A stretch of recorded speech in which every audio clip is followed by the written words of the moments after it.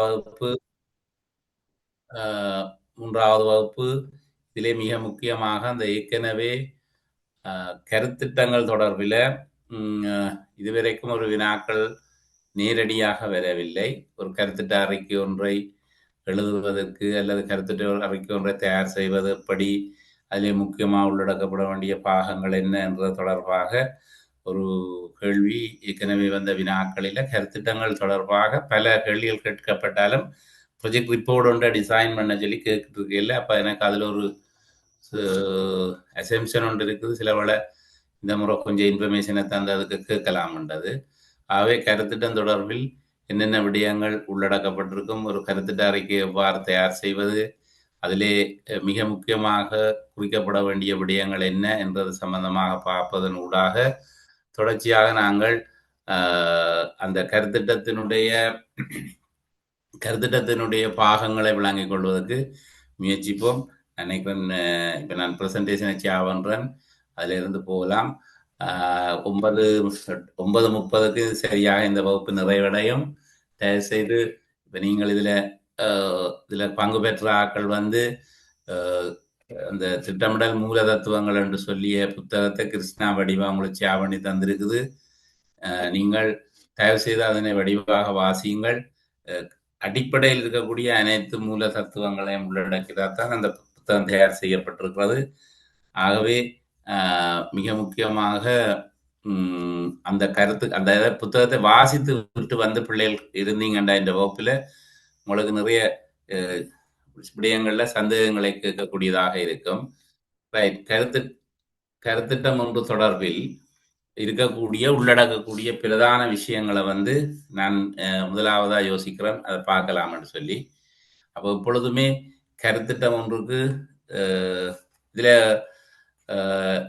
இதுல இருக்கிற பிள்ளைகள் எத்தனை பேர் முழுமையாக ஒரு கருத்திட்டத்தை எழுதி சமர்ப்பித்திருக்கிறீர்கள் என்று அந்த அனுபவத்தோட இருக்கிற சொல்லுங்களேன்.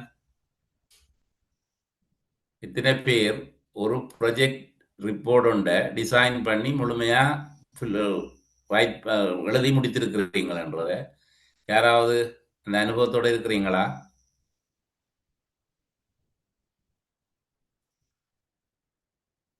ஹலோ ஹலோ ஹலோ பிள்ளைகள், ஹலோ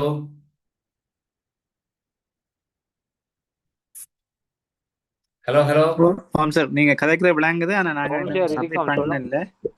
விளங்க இல்ல. சப்மிட் பண்ண என்னடாப்பன் ஒரு 1-2 ஃபீட்பேக் தந்தா தானேடா நாங்கள் நீங்க கேட்டுக்கொண்டிருக்கிறீங்களா இல்ல நான் தான் கதைச்சு கொண்டிருக்கிறேன்ன்றதை உறுதிப்படுத்தத்தானே வேணும். என்ன சரி, உங்களுக்கு அதுல அனுபவம் கேட்டுட்டு தான் இருக்கிறீங்க. சரி, நல்லா. அப்படி இருக்கிறதுக்காகத்தான் இடைக்கிட சில கேள்விகளை கேட்டுக்கொள்வோம் என்ற நீங்க இருக்கிறீங்களான்னு பார்த்துக் கொள்றதுக்கு. உண்மையில கருத்திட்டம் ஒன்று தொடர்பில நாங்கள்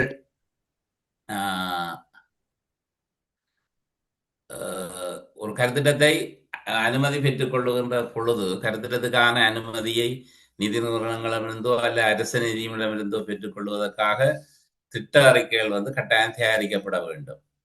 அப்ப பொதுவாக திட்ட அறிக்கைகள் என்னென்ன அம்சங்களை கொண்டிருக்கும் என்பதை நாங்கள் பார்க்கலாம். அதோடு தொடர்புடைய விடயங்களை மாத்திரம் நான் கதைக்க மாட்டேன். இந்த வினாக்கள்ல ஒவ்வொரு இடங்கள்ல நேற்று அந்த ஒரு தம்பி கதை கேட்க சொன்னவர் இந்த கொம்ப்ரிஹென்ஷன் அதுல எனக்கு விளங்குதில்லை அப்படி என்று சொல்லி காய்ச்சவர். நான் உண்மையா கொம்ப்ரிஹென்ஷனை கவர் பண்ணி கொண்டு போவேன். ஒரு ஒரு ஒரு அதுல இந்த விடயங்கள்ல இருந்துதான் ஒரு கொம்ப்ரிஹென்ஷன் வரும்.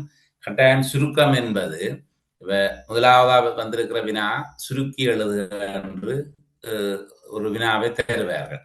அந்த வினாவை கட்டாயம் கருத்திட்டங்கள் சார்ந்தும் எங்களுடைய திட்டமிடல் சார்ந்துமான ஒரு ஒரு ஒரு விடயத்தை தான் அவர்கள் தலைப்பாக எடுத்திருக்கிறார்கள். அப்ப திட்டமிடல் தொடர்பாக இருக்கிற ஒரு விடயத்தை சாராம்சத்தை தான் அதுல எங்களுக்கு ஒரு பந்தியாக தருவார்கள். எப்பொழுதும் சுருக்கத்துல கடைபிடிக்க வேண்டிய பொதுவான 3 விதிகள் இருக்கிறது சுருக்கம் ஒன்று எழுதுகிற பொழுது. ஒன்று அதுல எதை ஒரு எண்ணிக்கை, அந்த வசனத்தின் எண்ணிக்கை எத்தனை எண்ணிக்கைக்கு சுருக்க உழைக்கிற பொழுது நாங்க முதலாவது கைவிடலாம் என்றதுக்கு தமிழில ஒரு நடைமுறை விதி ஒன்று இருக்கிறது. ஒன்று சுருக்கத்தை நாங்கள் மேற்கொள்ளுகிற பொழுது உதாரணங்கள் மற்றும் உவமான உவமேயங்கள் நீக்கப்படும். உதாரணங்கள் போட்டிருந்தால் அந்த உதாரணத்தை 100% நீங்கள் விடலாம், சுருக்கத்தின் போது பயன்படுத்த தேவையில்லை. 2வது நிபந்தனை விதி உவமானங்கள் உவமேயங்கள் அவ்வப்பொழுது அங்கங்கே ஒரு விடயம் குறித்து சில ஆய்வு தரப்பட்டிருக்கும், அந்த விடயங்களை கைவிடலாம். அப்ப உவமானம் உவமேயம் உதாரணங்கள் இந்த விடயங்களை கைவிடுவது. 2வது முக்கியமாக சுருக்கத்தின் போது கவனிக்க வேண்டிய விடயம் பிரதானமான கருப்பொருள் என்ன என்பதை நாங்க ஊகித்தறிந்து அந்த கருப்பொருளை இனங்கண்டு அதனை முதலாவதாக எழுதி கொள்ளுவது. முதலாவது விடையளிக்கிற முதலாவது வார்த்தை தொடங்குகிற பொழுதே அதனுடைய மொத்த சாராம்சத்தை, அதாவது உதாரணத்துக்கு சொன்னா, இப்ப சுற்றுலா துறையினை விருத்தி செய்வதனூடாக நாட்டினுடைய தேசிய வருமானத்தை உயர்த்துவதற்காக என்று சொல்லி ஒரு விடயத்தை ஏராளமான விடயங்களை சொல்லுவார்கள். இதை செய்திருக்கிறது, அதை செய்திருக்கிறது, நாடுகளுக்கிடையிலிருந்து பரஸ்பரம் விசா நடைமுறைகளுக்கு விலக்களிக்கப்பட்டிருக்கிறது, உள்ளூர்ல சுற்றுலா மையங்களை வைத்திருப்போருக்கான முதலீட்டுக்கான கடன் வசதிகள் வழங்கப்பட்டிருக்கிறது என்று சொல்லி இப்படியே ஏராளமான ஊக்குவிப்பு மோட்டிவேஷன் விடயங்களை, ஊக்குவிப்பு நடவடிக்கைகளை பற்றி அதில் குறிப்பிட்டு கொண்டிருக்கிற வசனத்துல இப்ப எங்களுக்கு தெரியுது அதுல இருக்கிற பிரதானமான விடயம் என்னண்டா, சாராம்சம் என்னன்னு சொன்னா, கட்டாயம் அவர்கள் சுற்றுலாவை அபிவிருத்தி செய்வதனூடாக இன்றைக்கு இருக்கிற டொலர் நெருக்கடியை சமாளித்து எங்களுடைய உள்ளூர்ல இருக்கக்கூடிய மிக பிரதானமான நெருக்கடியான டொலர் நெருக்கடிக்கு எதிராக சுற்றுலாத்துறையை வளர்ச்சி செய்வதுதான் கருத்திட்டத்தினுடைய சாராம்சமாக இருக்கும். அப்ப அப்படித்தான் நாங்க இதுலயும் பார்க்கிறோம். ஒரு ப்ராஜெக்டுக்கு கருத்திட்டத்துக்கு டைட்டில் ஆஃப் த ப்ராஜெக்ட், அதாவது கருத்திட்டத்துக்கு ஒரு தலைப்பை வழங்க வேணும்டா அதுக்கு மெயின் தீம் என்னன்றதை அடையாளப்படுத்த வேணும், கண்டுபிடிக்க வேணும். அப்ப மெயின் தீம்ன்றத அடையாளப்படுத்தினோம்னு சொன்னா எல்லா கருத்திட்டங்களும் வறுமை ஒழிப்புக்கான நிகழ்ச்சி திட்டத்தோடு லிங்க் பண்ணப்பட்டிருக்கும். அப்ப அதுக்காக நாங்க வறுமை ஒழிப்புக்கான உள்ளூர் திறந்த முறையிலான மாடு வளர்ப்புன்னு சொல்லி ஒரு தலைப்பை தெரிவு செய்தோம்னு சொன்னா இது காமனாக இருக்கும். இதுல ஒரு அட்ராக்டிவான பாகம் இல்லை, ஒரு கவர்ச்சிகரமான பாகம் இல்லை. அப்ப நாங்க விஷயம் இதுதான், ஆடுதான் வளர்க்க போறோம், திறந்த முறையிலான ஆடுதான் வளர்க்கவும் போறோம். அப்ப இதோட போய் லிங்க் பண்ணி போட்டு இப்ப கவர்ச்சியை ஊட்டலாம் என்றதுதான் கருத்திட்ட தலைப்பில் இருக்கிற விஷயம். அதாவது கருத்திட்ட தலைப்பு ஒன்றை கவர்ச்சிகரமாக ஒரு டோனர் வாசிக்கிற டோனருக்கு அட்ராக்டிவாக நாங்கள் அதை போய் சப்மிட் பண்ண வேணும். அதே நேரத்தில் அந்த கருத்திட்டத்தில் இருக்கக்கூடிய சாராம்சமாக புளிந்தெடுக்கப்பட்ட விடயத்தை கண்டுபிடிக்கணும். இதைத்தான் சேம் சுருக்கத்தின் முதலாவதா வர்ற சுருக்க வினாவில சுருக்க சொல்லுகிற பொழுது வசனங்களை 35 சொல்லுக்குள்ள சுருக்குங்க 75 சொல்ல தந்தால் முதலாவதாக அந்த சாராம்சத்தை கண்டுபிடிப்பது. ரெண்டும் சேம் ஸ்கில் தான். ஒரு ப்ராஜெக்டுக்கு பெயர் வைப்பதும் சரி, தலைப்பை கண்டுபிடிப்பதும் சரி, ஒரு கட்டுரையில் இருக்கிற சாராம்சத்தை வாசித்து வழங்கிக் கொள்வதும் ரெண்டும் ஒன்றும் சேம். ஆகவே அந்த ஸ்கில் தான் நாங்க இதுல பார்க்க போறோம். அப்ப அதுல பார்த்தோம்னு சொன்னா ஆக்சுவலா இப்ப திறந்த முறையிலான ஆடு வளர்ப்பு முறைக்கு என்னென்ன இப்ப கொஞ்சம் கவர்ச்சியை கொடுப்பதுன்னு பார்த்தோம்னு சொன்னா, உண்மையா ஒரு திறந்த வழி ஆடு வளர்ப்பு முறையின் கீழ் நாங்க பார்க்க போற முதலாவது விஷயம் யாருல இன்க்ளூட் பண்ண போயிருக்கோம்னு சொன்னா மார்ஜினலைஸ் ஃபேமிலி, அதாவது சமூகத்தின் எல்லையோர மக்களுக்கான புதிய சூழலுக்கிணைவான தொழில் உருவாக்குதல். இதான் கருத்துறதுல தலைவர். பாருங்க, இதுக்குள்ள ஆடு வளர்ப்பும் இல்லை, மாடு வளர்ப்பும் இல்லை, ஆடு வளர்ப்பும் இல்லை, திறந்த வளர்ப்பும் இல்லை, ஒன்றும் இல்லை. அப்ப இதுல 3 விஷயங்கள் இதுல மெயின் தீமா சொல்லப்பட்டிருக்க சொல்றது நாங்க யோசிக்கிறோம் சொன்னா, ஒன்று மார்ஜினலைஸ் கம்யூனிட்டி. அப்ப மார்ஜினலைஸ் கம்யூனிட்டி மிகவும் வறுமையான குடும்பங்களை தான் நாங்கள் எல்லையோரத்தில் உள்ள மக்கள் என்று சொல்றோம். அப்ப எல்லையோர மக்களுக்கு உரிய சூழலுக்கிளைவான உயிரின வளர்ப்பு, சூழலுக்கு உயிரின இதுல வந்து என்வாயன்மெண்டல் ஃப்ரெண்ட்லி என்ற புதிய கன்செப்ட் ஒன்று வருது. அப்போ ஓகே, அப்ப கருத்திட்டம் என்ற ஆய்வு செய்கிறவர்கள் வந்து வளமையா வச்சிருக்கிறது 4-5 சொற்களை வைத்திருப்பார்கள். சஸ்டைனபிலிட்டி, பேண்தகு தன்மை, மற்றது எக்ஸ்பீரியன்ஸ், அதாவது வந்து இது எவ்வளவு சொல்றது யூசர் ஃப்ரெண்ட்லி. யூசர் ஃப்ரெண்ட்லி என்றது வந்து பயனாளிகளுக்கு பொருத்தமானதாக இருக்கிறது. அப்ப யூசர் ஃப்ரெண்ட்லியாக இருக்க வேணும் கருத்திட்டங்கள், என்வாயன்மெண்டல் ஃப்ரெண்ட்லியாக இருக்க வேணும், சஸ்டைனபிலிட்டியா இருக்க வேணும். இந்த மூண்டையும் கொண்டிருக்கிற தலைப்புகளை அட்ராக்டிவா நாங்க போட்டோம்னு சொன்னா கருத்திட்டத்துக்கு தலைப்பா கொடுக்கிறது தான் இதுல எப்பவுமே கருத்திட்டத்தின் சுருக்கம், முழு சுருக்கம், சாராம்சம் தலைப்புக்குள்ள இருக்கு. அடுத்த வந்து நேம் ஆஃப் ஆர்கனைசேஷன், நிறுவனத்தின் பெயர் என்பது, முகவரி என்பதெல்லாம் ஒரு ஃபார்மேட்ல வந்து ரெண்டாவதாக அதுல கொடுத்திருப்போம். இது ரெண்டையும் உள்ளடக்கிறத வந்து நான் கவர் பேஜ் என்று சொல்ல போறோம். ரைட். அடுத்த ரெண்டாவது எக்ஸிக்யூட்டிவ் சம்மரி, திட்டம் தொடர்பாக ஒரு சுருக்க குறிப்பு. இப்ப திட்டத்தில் உண்மை ஆக்சுவலி வந்து ஒரு கருத்திட்டத்தை நாங்கள் ஸ்டடி பண்ற பொழுது, படிக்கிற பொழுது இந்த திட்டத்தின் முக்கியத்துவம் எப்படி இந்த திட்டத்தை கருத்திட்டம் ஒன்றினுடைய முக்கியத்துவத்தை பற்றி முதலாவதாக சுருக்கமாக, ஏனென்றால் ஒரு கருத்திட்ட அறிக்கையை 100% ஒரு டோனரோ அல்லது ஒரு பெஸ்ட் பிளானரோ எக்ஸ்பீரியன்ஸ் பிளானரோ வாசித்து கொண்டிருக்க மாட்டோம். எங்கள்கிட்ட நீங்க அதை தந்தீங்கன்னு சொன்னா நாங்க போயிட்டு பார்க்குற 3 பிரதானமான ஏரியாவில் ஒன்று, ஒரு கருத்திட்டத்துல ஏராளமான விடயங்கள் உள்ளடக்கப்பட்டிருந்தாலும் வெரி அட்ராக்டிவா இருந்து போய் இந்த கருத்திட்டம் என்ன சொல்லுகிறதுன்றது வாசிக்கிற ஒன்று வந்து அது பிரதானமா அதுக்கு வைக்கப்பட்டிருக்கிற பேரை பார்ப்போம். அப்ப கருத்திட்டத்தின் பெயர் எப்படி இருக்கிறது என்றதை பார்ப்போம். ரெண்டாவது இந்த எக்ஸிக்யூட்டிவ் சம்மரியை வாசிப்போம். மூன்றாவது ஒரு ப்ராஜெக்டுக்கு வழங்கப்பட்டிருக்கிற ஜஸ்டிபிகேஷன் இருக்கு, நாங்கள் கீழே இருக்கு, நான் காட்டணும்.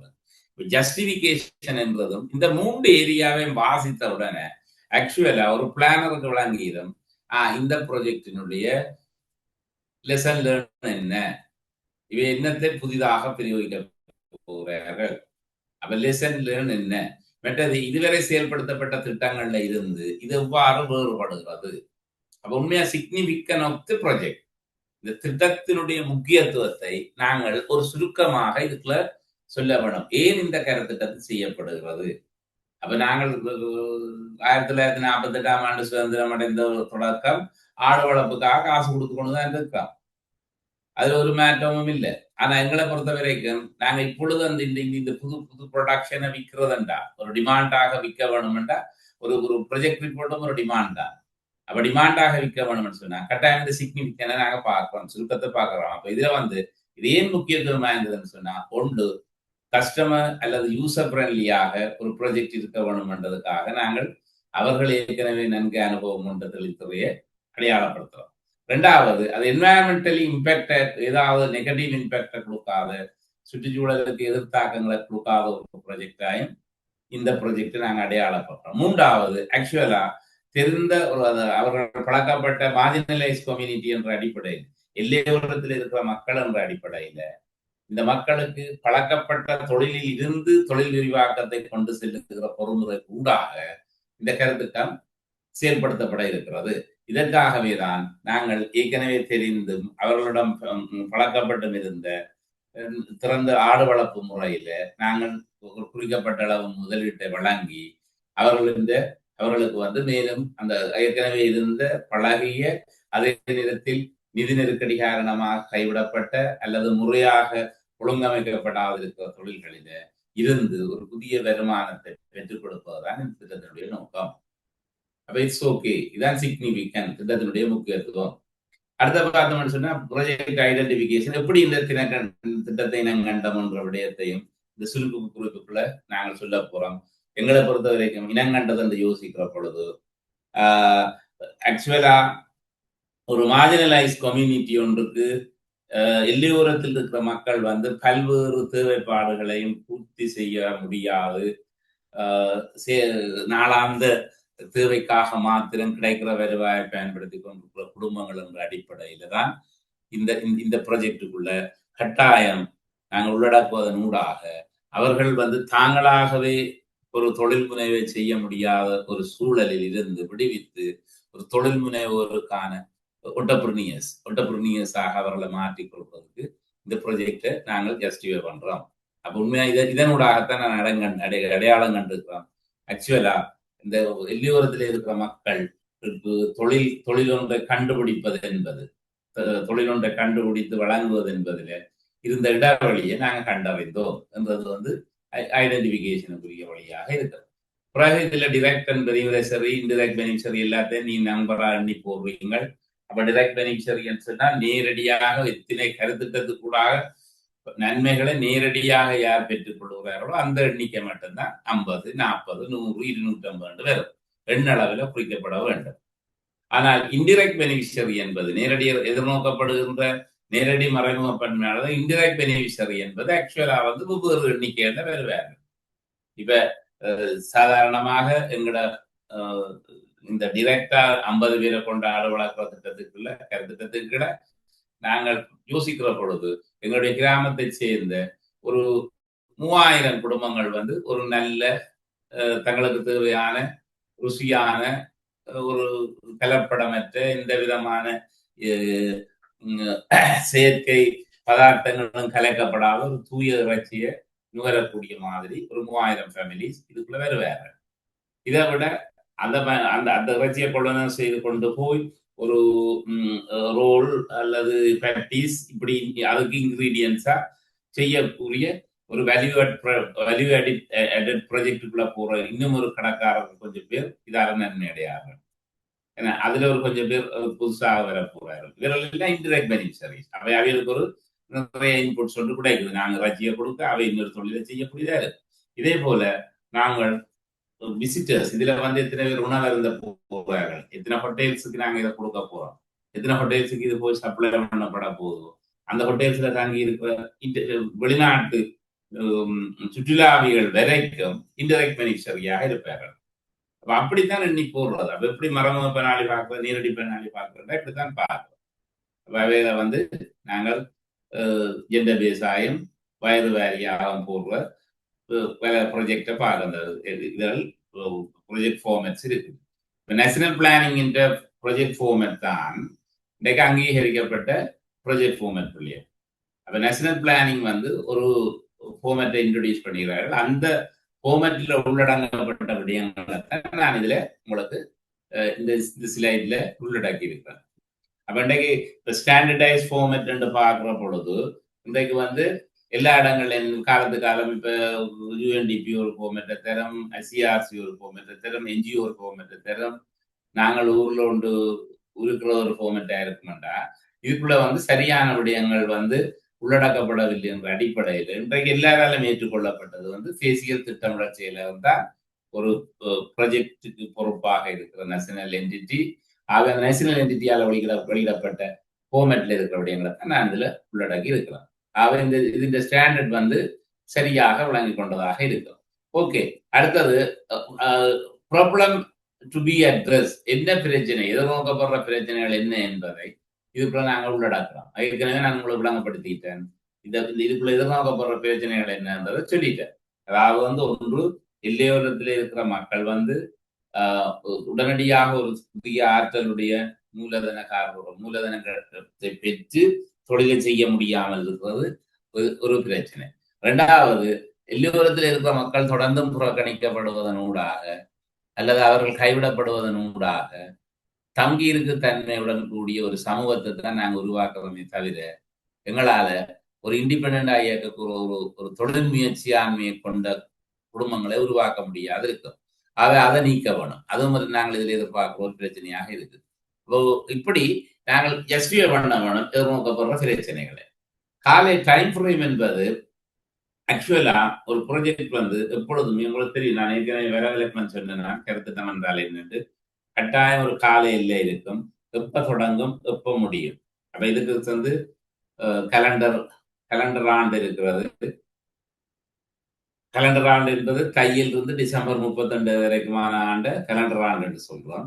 இல்ல வேறு சில ப்ராஜெக்ட் வந்து ஏப்ரல்ல தொடங்கி ஏப்ரல்ல முடியலாம், அல்ல 2 இயர்ஸ் ப்ராஜெக்டா இருக்கலாம், 3 இயர்ஸாக இருக்கலாம், 5 இயர்ஸாக இருக்கலாம், 10 இயர்ஸாக இருக்கலாம். ஆனால் ஆக்சுவலி எப்ப தொடங்குது முடியுதுன்றத இந்த டைம் பவுண்ட் வந்து கட்டாயம் நாங்கள் அதுல குறிப்பிட வேண்டும்.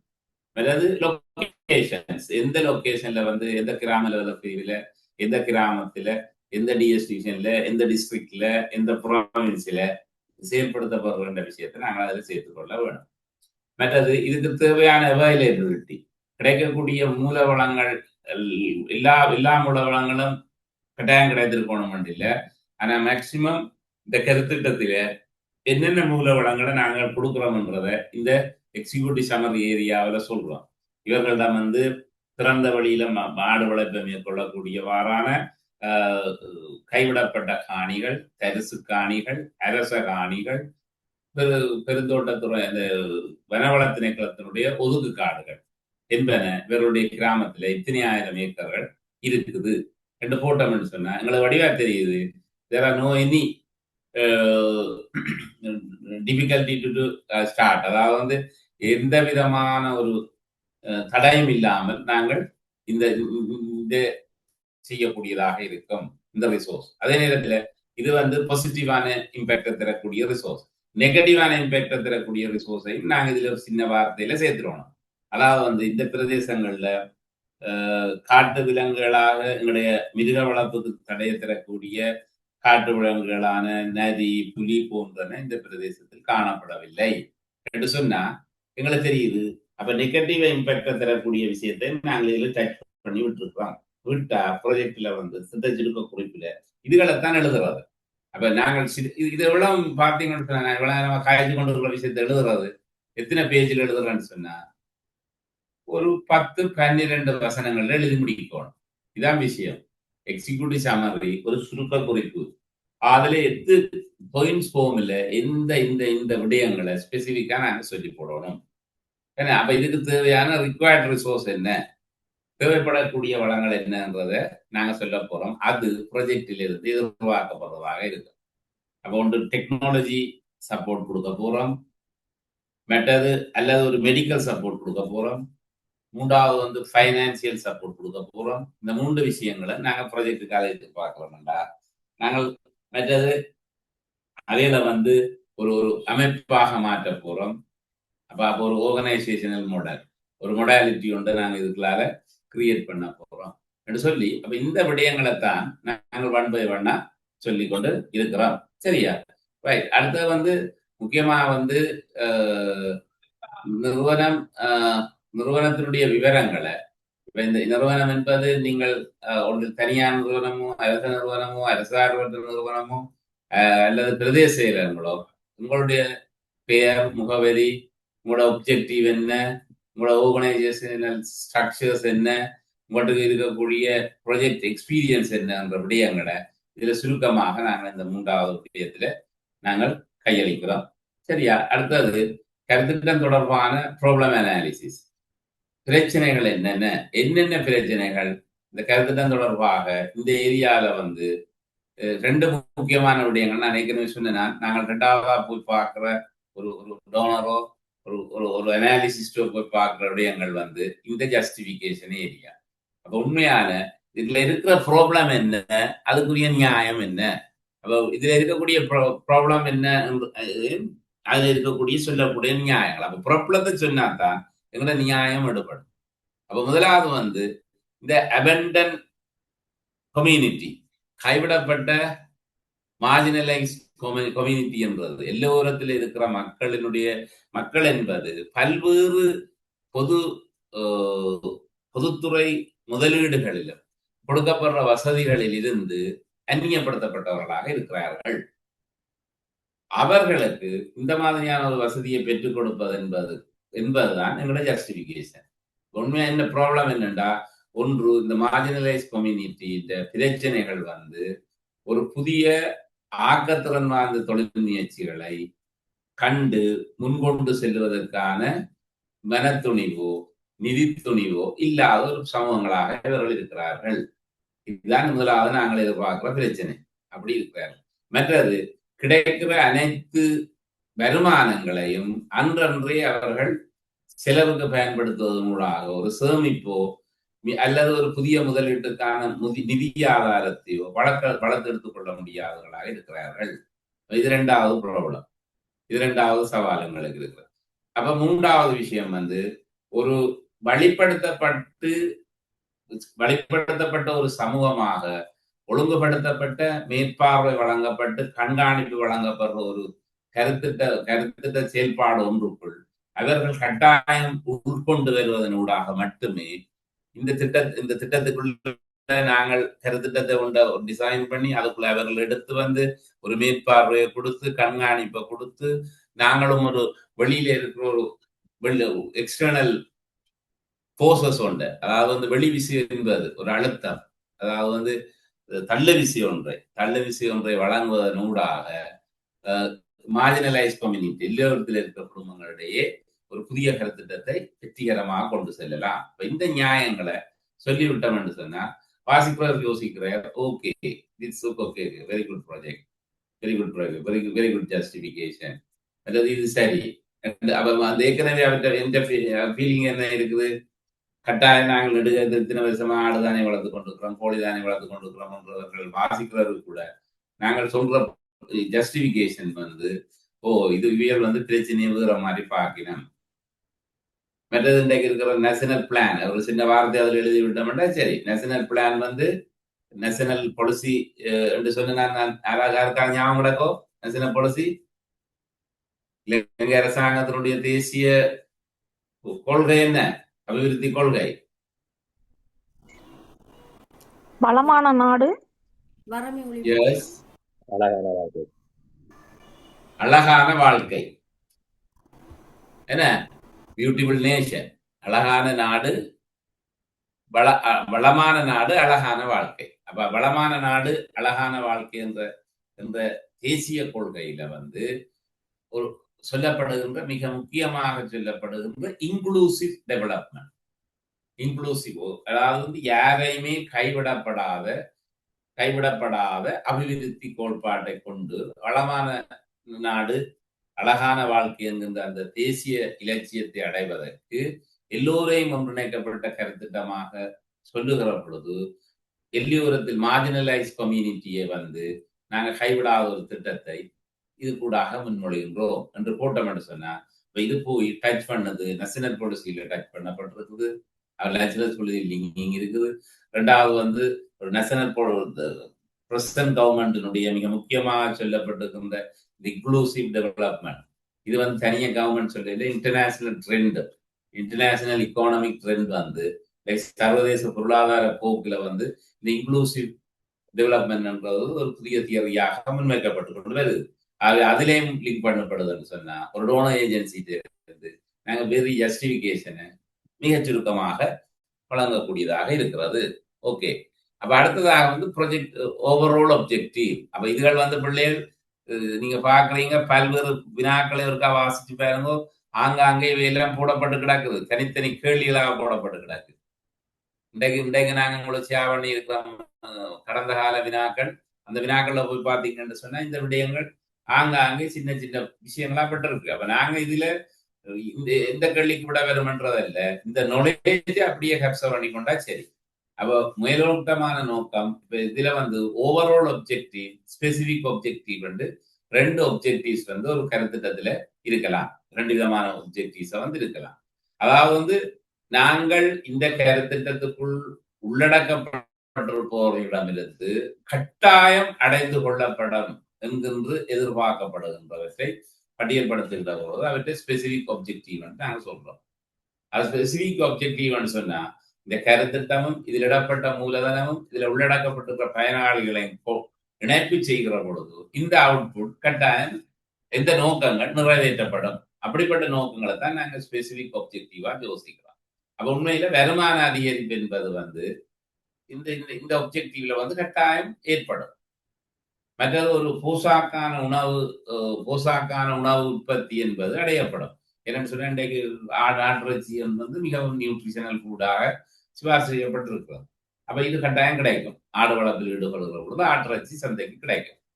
மூன்றாவது வந்து இந்த வருமானம் கட்டாயம் கிடைக்கும். மார்ஜினலைஸ் கம்யூனிட்டி ஒன்றுக்கு நாங்க மாதம் அல்லது ஒரு 3 மாதங்களுக்கு ஒரு முறை ஒரு உத்தரவாதப்பட்ட வருமானத்தை அல்லது ஒரு வருடத்தின் மொத்தத்தில் ஒரு ஆண்டை வளர்த்து விற்கிறதுக்கு 2 ஆண்டு செல்லும்னு சொன்னா, ஒரு ஆண்டு செல்லும்னு சொன்னா, அப்ப அவருடைய ஆண்டு வருமானத்துல வந்து ஒரு மாற்றத்தை கொடுக்குறோம். அப்ப அது கட்டாயம் ஒரு ஸ்பெசிபிக் ஒப்ஜெக்டிவா இருக்கு. மூன்றாவது முக்கியமான ஜோசம் இவர்களுக்கு இடையில, அதாவது வந்து எல்லையோரத்தில் இருக்கிற மக்களுக்கு மத்தியில் இருந்து ஒரு முயற்சியாண்மை அபிவிருத்தியை செய்கிறோம். இது வந்து ஸ்பெசிபிக் ஆப்ஜெக்ட். இது வந்து கட்டாயம் அண்டைக்கு அவையில கொண்டு வந்து ஒரு தங்கியிருப்பு மனநிலையிலிருந்து விடுவித்தல். இது இன்னொரு ஸ்பெசிபிக் ஆப்ஜெக்டிவ். அப்ப டிபெண்டன்சி இல்ல இருக்காம அவைகள் இண்டிபெண்டா செயல்படுத்துறதுக்கு இந்த கருத்துட்டம் உதவும். அடுத்தது வந்து அவைகிட்ட இருக்கிற இந்த தன்மை, அதாவது வந்து தாங்கள் வந்து ஒரு முயற்சியாண்மையோடு இணைக்கப்படுவதன் ஊடாக தாங்களும் தொழில் செய்து இந்த நேரமும் தொழிலின் மீது அக்கறையும் கவனமும் செலுத்தி பாதுகாப்பாக ஆடு வளர்க்குறது சும்மா வேலை இல்லை. ஒரு நாளும் என்ன அவர்கள் வந்து அதோடைய ஈடுபட்டு உயிரின வளர்ப்பு என்பது அப்படிப்பட்டதுதான். அப்ப அதோட பக்கத்தை இருந்து அதை நேசிச்சு அதற்கு அன்பு செலுத்தி தேவையான நேரத்துல உணவு கொடுத்து அவர்களுக்கு தேவையான நியூட்ரிஷனை கொடுத்து அடுத்த நேரம் தட்டு தவறி அவருக்கு வர்ற நோயை கவனிக்கிற நேரம் நோய்களை கவனித்து இது எல்லாமே செய்கிற பொழுது இதுதான் வந்து ஒண்டபுரணிய பேசிஸ்.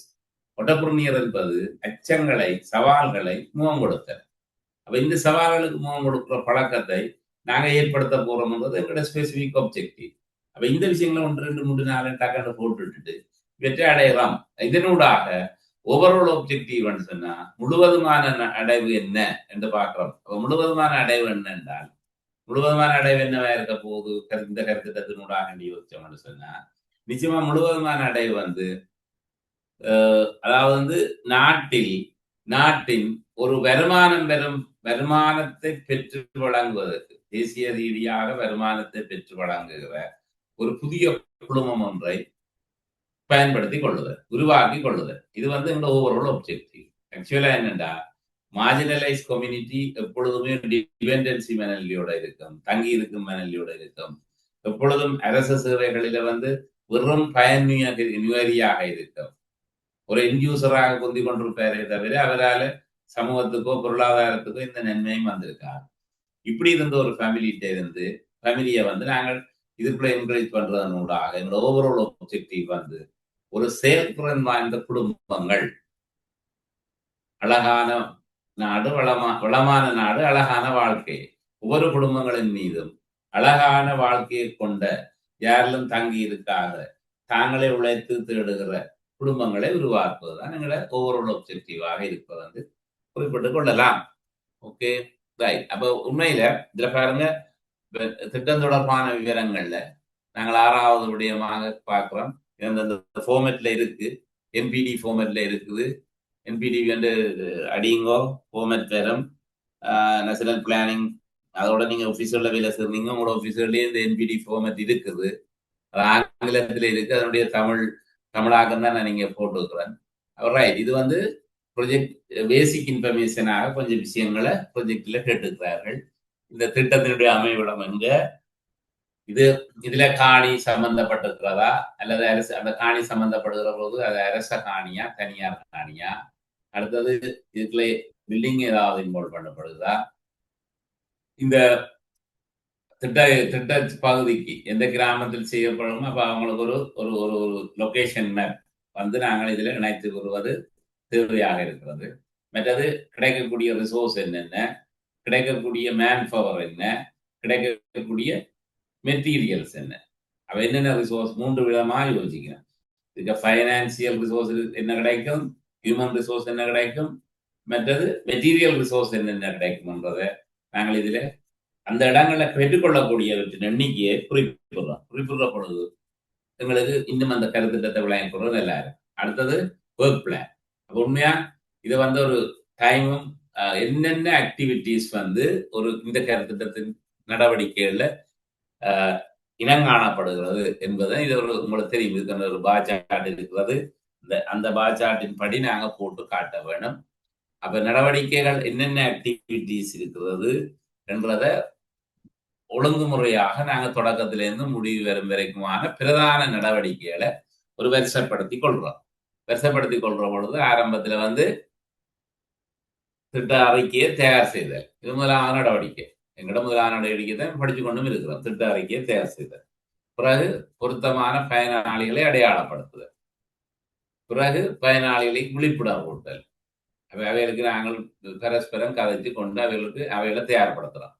சரியோ பயனாளிகளை ஒழுங்குபடுத்த. பிறகு முதலாவது வந்து ரைட் ஸ்டார்டிங். ஸ்டார்டிங் ஆக்டிவிட்டி என்னன்னு யோசிச்சு பாருங்க. அப்படித்தான், அதாவது வந்து பாதுகாப்பான கூடுகளை தயார்படுத்த, ஆடு வளர்ப்புக்கான கூடுகளை தயார்படுத்த. அப்ப ஆடு வந்து நிலத்துல வச்சு வளர்க்கறதால கன பிரச்சனைகள் இருக்கின்றபடியா ஆட்டுக்கு வந்து டெக்னிக்கல் டிபார்ட்மெண்ட் வெட்டினரி சர்ஜன் வந்து ப்ரொபோஸ் பண்ற விஷயம் வந்து எப்பொழுதுமே ஆடு வந்து உயரத்திலே இருக்க வேணும். அப்ப மேல ஒரு கூடு அடிச்சு, ஒரு வீட்டை அடிச்சு, ஒரு வீட்டை அடிச்சு உயரத்துல வைக்கக்கூடிய உயரமான வீடுகளை அடைத்து அதுல வச்சு வளர்க்குற முறையைத்தான் நாங்கள் அதான் எங்களோட ப்ரொஜெக்ட் எப்பவும் செய்கிற போது லேட்டஸ்டான முறையில தான் நாங்க இன்ட்ரடியூஸ் பண்ணணும். பாரம்பரிய வளர்ப்பு முறைக்காக மோட்டிவேஷன் கொடுக்குறதா இல்லை எங்களை முறை. அது நிலத்தில படத்திற்கு நியாயமான வருத்தங்கள் வரும். அதுக்கு அது ஒரு பொருத்தமான முறையில் என்றபடியா கூட்டுல வளர்க்கிற முறையை நாங்கள் ப்ரொபோஸ் பண்றோம். அப்ப அந்த ஆக்டிவிட்டீஸ்ல தான் இதில் ஒழுங்குபடுத்தணும். அப்ப கூட்டத்தை ஏற்படுத்துதல், ஒரு புற ஆடுகளின் கொள்வனவு, அவைகளுக்கு உணவளித்தல், இப்படியே நடவடிக்கை ஆக்டிவிட்டி. அப்ப இதுக்கு என்னென்ன டைம் ஃப்ரேம்? அப்ப இப்ப டைம் ஃப்ரேம் ஏற்கனவே தெரிவு செய்யப்பட்டது 1 இயர் என்று சொன்னா 12 மாதங்களா பிரிச்சுட்டு எந்த மாதத்துல இந்த ஆக்டிவிட்டி என்பதை ஒரு வரைபடத்துல குறிச்சு கொள்வது. இதுக்கு யார் ரெஸ்பான்சிபிலிட்டி? ஆக்சுவலா இந்த நிறைவேற்றுவதற்கு யார் பொறுப்பு? அப்ப இதுல வந்து டிபார்ட்மெண்ட் என்ன செய்ய போகுது, நாங்கள் இம்ப்ளிமெண்டிங் ஏஜென்சியாக இருக்கிற நாங்கள் என்ன செய்ய போறோம், நிறைவேற்றுபவர்களாக இருக்கிறோம். கருத்தில் அதுல வந்து இம்ப்ளிமெண்டிங் ஏஜென்சி என்றது ஒரு முக்கியமான பார்ட். இப்ப நாங்கள் வந்து நிறைவேற்றுபவர்களாக இருக்கிற நாங்கள் என்ன செய்ய போறோம், அடுத்தது வந்து பயனாளிகள் என்னென்ன பொறுப்பு செய்ய போகிறார்கள், கால்நடை திணைக்களம் என்ன செய்ய போகிறது, இதுக்குள்ள மார்க்கெட்டிங் கம்போனன்ட்ல இருக்க போற சந்தை என்ன செய்ய போகுது, என்ன பங்களிப்பு செய்ய போகுது, அப்ப இந்த மார்க்கெட்டிங் எப்படி லிங்க் பண்ணப்பட போகுது. அப்ப இதுல இறைச்சிக்காக வளர்க்கப்படுறவர்கள் இருக்கிறார்கள், முட்டைக்காக வளர்க்கப்படுறவர்கள் இருக்கிறார்கள். அப்ப முட்டையை நாங்கள் எங்க சந்தைப்படுத்த போறோம், அப்ப ஒவ்வொரு நாளும் முட்டை வெளியீடாக கிடைக்கும், வெளியீட்டை செய்யறதுக்கு அப்ப அதுக்கு யார் பொறுப்பு, மார்க்கெட்டிங் எக்ஸ்பெக்ட் என்ன என்ற அந்த விஷயங்களை வந்து இதுல இந்த ஒர்க் பிளான்ல வந்து நாங்கள் போட்டுக் கொள்றோம். சரியா? ரைட். இனி பார்த்தோம்னு சொன்னா அடுத்ததாக வந்து ஒரு செலவு மதிப்பீடு நாங்கள் ஒரு மதிப்பீட்டு செலவை கட்டாயமாக ஒரு பட்ஜெட் கம்போனன்ட் கொண்டு கட்டாயம் திட்ட அறிக்கையில இணைக்கப்பட வேண்டும். அப்ப பட்ஜெட்டுக்குள்ள யோசிச்சோம்னு சொன்னா மதிப்பீடுகளை செய்கிற பொழுது பட்ஜெட்ல 2 ஏரியா இருக்கு. ஒன்று வந்து நிலையான செலவினங்கள், பிக்ஸ் காஸ்ட், மற்றது ரிகரண்ட் காஸ்ட், மீண்டெடும் செலவினங்கள். 2 செலவின வகைகளை போனோம்டா, ஒன்று பிக்ஸ்டாக செய்கிற மதிப்பீட்டு செலவினங்கள் இருக்கு, அடுத்தது ரிகரண்ட் மீண்டெடும் செலவினங்கள் இருக்கு. அப்ப இதுல பிக்ஸ் காஸ்ட் யோசிச்சு பார்த்தோம்னு சொன்னா இதுல 2 பிக்ஸ் காஸ்ட் தான் வேற. நாங்க இப்ப எடுத்திருக்கிற உதாரணத்தின்படி ஒரு நல்லின ஆடு வளர்ப்புக்கு 2 பிக்ஸ் காஸ்ட் வரும். ஒன்று வந்து இந்த ஆடுகளை கொள்ளுநர் செய்வதற்கு ஏற்படுற செலவீனம், இன்னொன்று இந்த கூடுகளை அமைத்துக் கொள்வதற்கு ஏற்படுற செலவீனம். இது 2 பிக்ஸ் காஸ்டா இருக்கும்.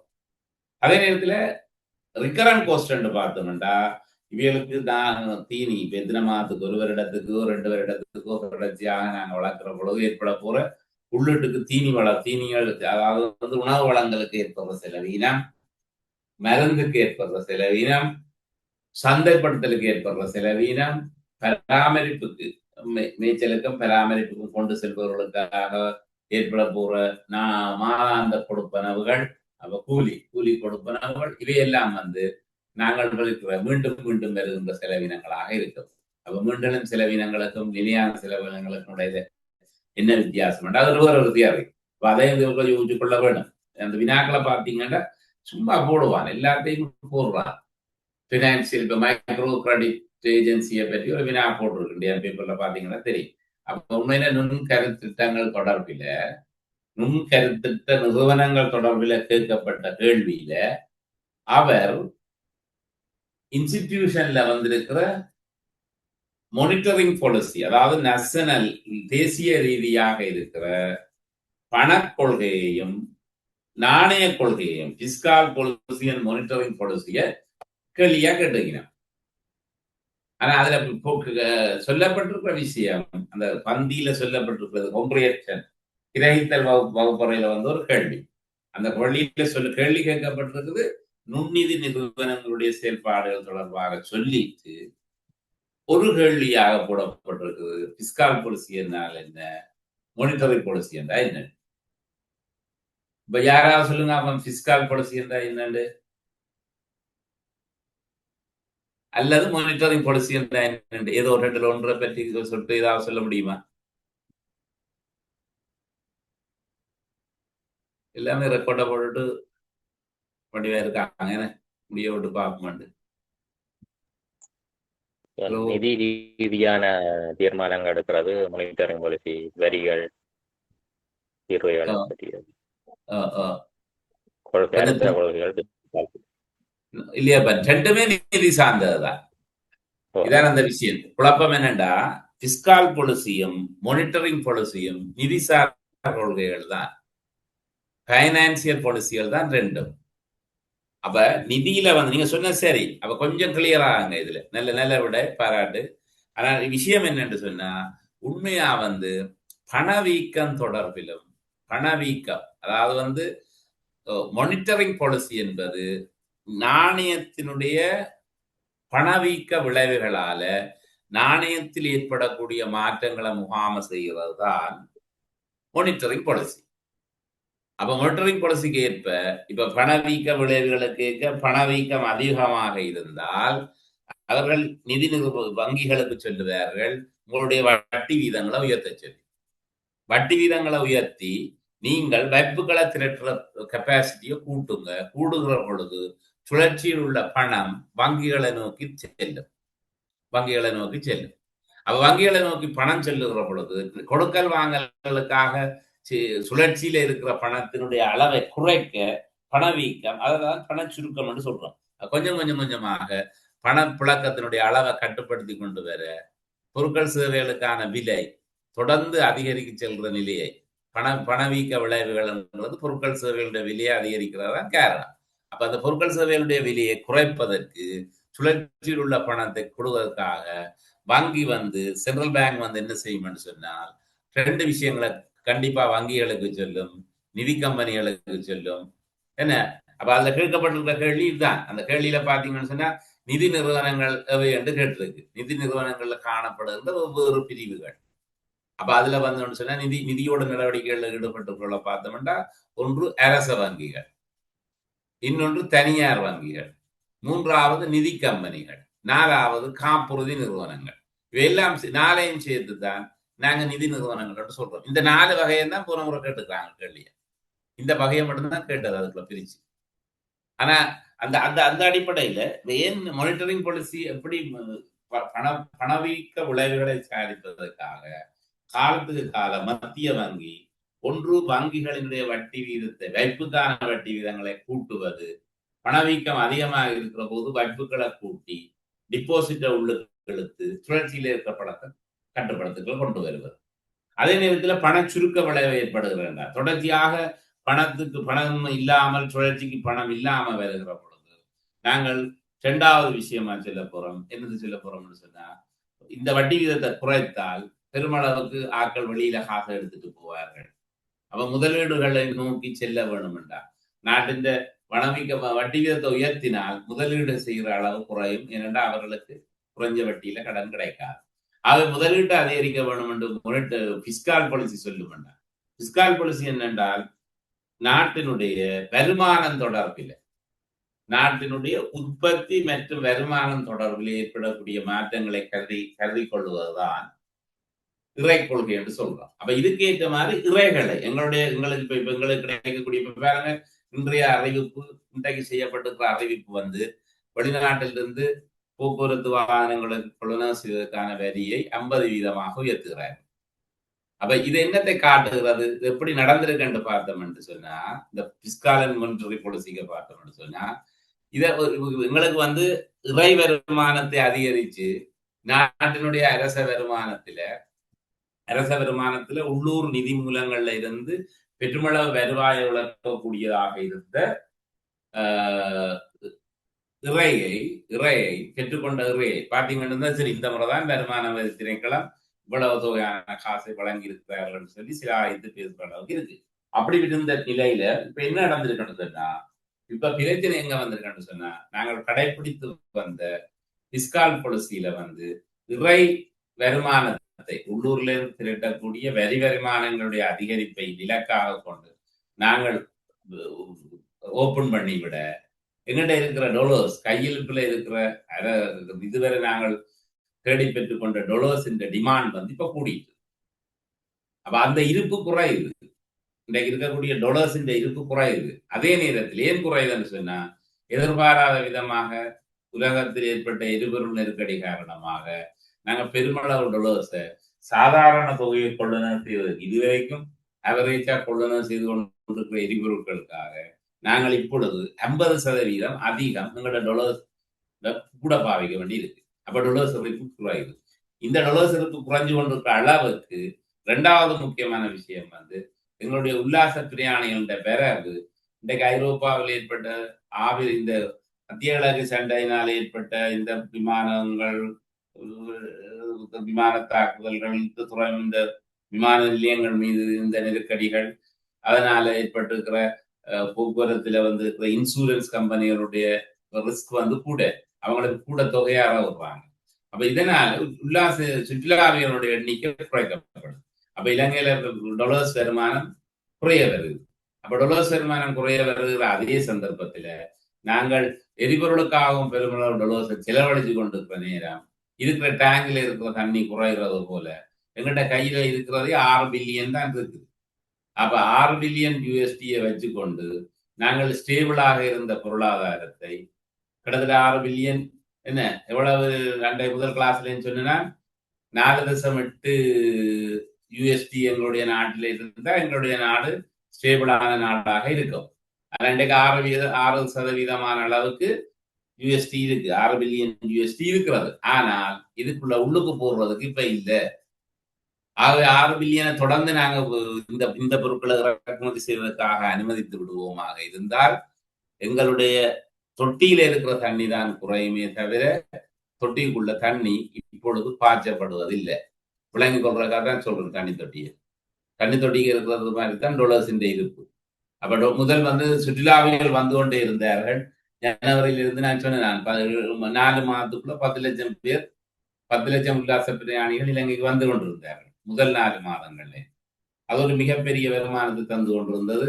அப்ப தொட்டி நிறைந்து கொண்டிருந்தது. ஆக தொட்டியிலிருந்து தண்ணியை திறந்து பாவிக்கிறதுக்கு அனுமதிச்சினாங்க. அப்ப இப்ப இருக்கிற அதே நேரத்தில் இப்ப நாங்கள் 50% வரி வருமானத்தை உயர்த்தி விட இப்ப இறை கொள்கை இப்ப பாருங்க மானிட்டரிங்ல வேறொரு இருக்கிற பண நெருக்கடி காரணமாக நிதியில வந்து ஒரு பணம் தானே. அப்ப பண கொள்கையில ஏற்பட போகின்ற ஒரு எதிர்பாராத நெருக்கடி ஒன்றை சமாளிப்பதற்காக கட்டுப்படுத்த இறை கொள்கை வருமானத்தை குறைக்கும். அப்ப எப்பொழுதுமே மானிட்டரிங் பாலிசி செய்கிற எந்த ஒரு நடவடிக்கையும் பிஸ்கால் பாலிசிக்கு நெகட்டிவா தான் இருக்கு. பிஸ்கால் பாலிசி அனைத்து நடவடிக்கைகளும் மானிட்டரிங் பாலிசிக்கு எதிரானதாக இருக்கு. இது ரெண்டுக்கும் இடையில இந்த பெர்சன்டேஜை பார்த்து மேனேஜ் பண்ணி கொண்டு போறதுதான் நிதி முகாமைத்துவம். உண்மையில அரச நிதி முகாமைத்துவம்ன்றது இதுதான் இந்த விஷயத்தான் சொல்லுது. ஓகே, இது வந்து நான் வேறொரு கொள்ளிய நோக்கமாக படி சொல்லி இருக்கிறேன். என்ன நாங்க இதோட சேர்த்து கரைச்சு கொண்டு போகக்கூடியதா இருந்தது. அப்ப உண்மையில இனி அடுத்தது அதான் இந்த மதிப்பீட்டு செலவில வந்து recurrent cost and fix cost நாங்கள் சொல்ல போறோம். ஏன்னா இது இந்த வசதியை வச்சு செய்கிற முறைகள் இருக்கிறது. மற்றது வந்து இது ரெண்டு இந்த பிக்ஸ் கோஸ்ட்ல வந்து நாங்கள் மூலதன செலவினங்களாக இடப்பட போகின்ற பிரதானமாக இது வாகனங்களை கொள்வதல் செய்தல், கட்டிடங்களை கட்டி நிர்மாணிப்புகளை செய்தல், மற்றது பிரதானமான சுழற்சி நிதியாக பயன்படுத்தக்கூடிய நிதி, இவை எல்லாமே மதிப்பீட்டு கோஸ்டுகளை வந்து நாங்கள் வந்து பிக்ஸ் கோஸ்டா காட்டுறோம்.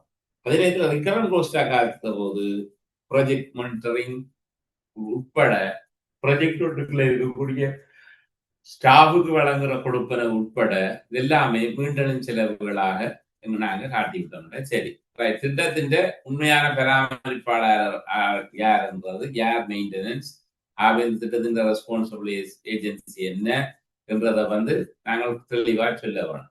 அப்ப இந்த திட்ட பராமரிப்புல வந்து 2 விதமான முடல்கள் இருக்கு. ஒன்று வந்து சில விசேட கருத்திட்டங்கள் வந்து இதுக்கென ஒரு திட்ட செயலகத்தினூடாக அமலாக்கம் செய்யப்படும். இதுக்கென்று சொல்லி ஒரு ப்ராஜெக்ட் யூனிட் ஒன்று ஸ்டார்ட் பண்ணி ப்ராஜெக்ட் யூனிட் கூடாக ஸ்டார்ட் பண்ணி செய்யப்படும். அப்ப அப்படி செய்கிற கருத்திட்டங்களை நாங்கள் இப்ப பார்க்கலாம். இப்ப ஏஎஸ்எம்பி ப்ராஜெக்ட் நியா ப்ராஜெக்ட், நெக்டோ ப்ராஜெக்ட்,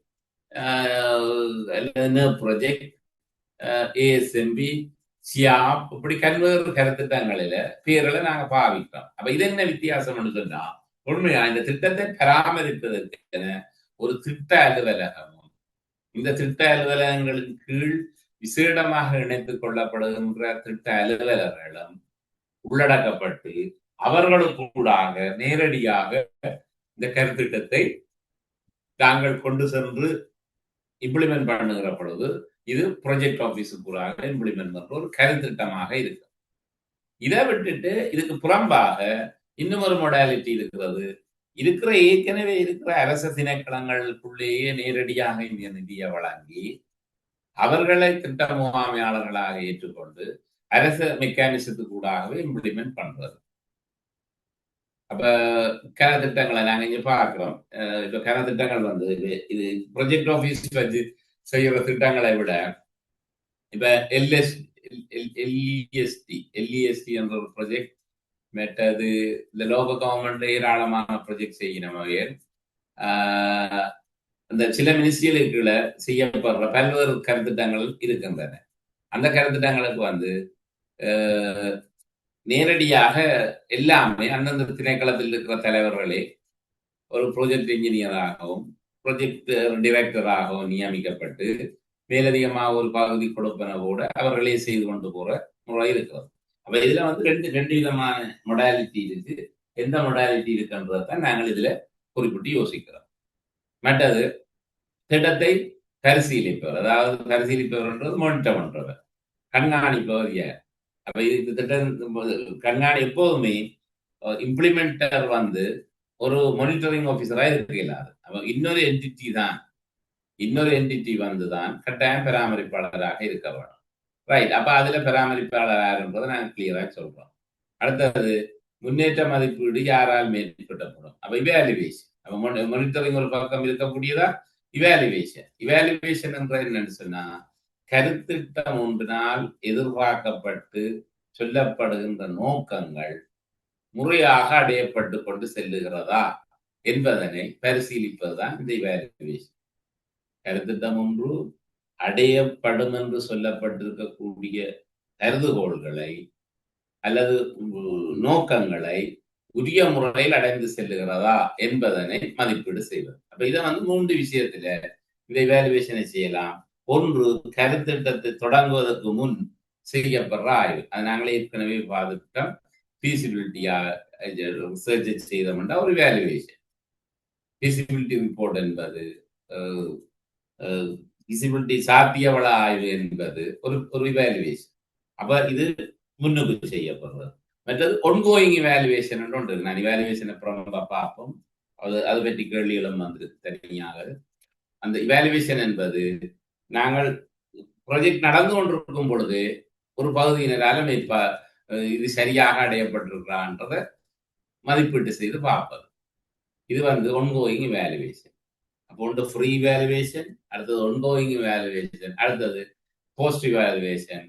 கருத்திட்டம் பூர்த்தி அடைந்த பின்னர் சொல்லப்பட்டிருக்கிற எதிர்பார்க்கப்பட்டிருக்கிற விளை பயன் உண்மையாக சமூகத்துக்கு கிடைத்திருக்கிறதா என்பதை இவாலுவேட் பண்ணி பார்க்கிறது. அப்ப இப்பொழுதும் இவாலுவேஷன் ஏன் செய்யப்படும் என்று சொன்னால், ஒரு லெசன் லேர்ன் எப்படி நாங்கள் எங்களோட கற்றறிந்த பாடங்கள் எவை என்பதை கண்டறிந்து இந்த லெசன் லேர்னுக்கூடாக இன்னும் ஒரு புதிய ப்ராஜெக்டை நாங்கள் ப்ரொபோஸ் பண்ணலாம். எங்களோட ப்ராஜெக்ட் சைட்ல நாங்க பார்த்துக்கிறோம். இவாலுவேஷன் கடைசி நடவடிக்கையாக இருக்கும். அதுக்கு அடுத்து பார்த்தோம்னா திட்டங்களை சமூகத்துக்கு பரவல் செய்தல் என்ற நடவடிக்கையோட ஒரு புதிய கருத்திட்டத்துக்கு மீண்டும் வந்து நாங்கள் லிங்க் பண்றதாக இருக்கிறோம். அப்ப இந்த அடிப்படையில தான் இவாலுவேஷன் என்றது வந்து இடம்பெறது. அப்ப நாங்க இதுக்குரிய விவரத்தை அதில் குறித்து காட்ட வேணும். மற்றது உண்மை என்வாயன்மெண்டல் இம்பாக்ட் என்ன என்ற ஒரு கேள்வியை அவர்கள் 12ஆவதாக போட்டிருக்கிறார்கள். இது அதிலிருந்தே தொகுக்கப்பட்ட விடயம் தான். அவை சுற்றாடலுக்கு ஏற்படக்கூடிய பாதிப்புகள் நாங்கள் ஒன்று positive impact and negative impact என்று 2 இருக்கு. பாசிட்டிவ் இம்பாக்ட் என்னன்னு சொன்னா நல்ல முறையில ஒரு திட்டத்தினால் ஏற்படக்கூடிய பாதிப்புகள். என்ன விதமான விளைவுகள். அப்போ ஆடு வளர்க்க போறோம், திறந்த முறையில இருக்கக்கூடிய ரிசோர்ஸை பயன்படுத்தி நாங்கள் அந்த ஆடுகளை வளர்க்க போறோம்.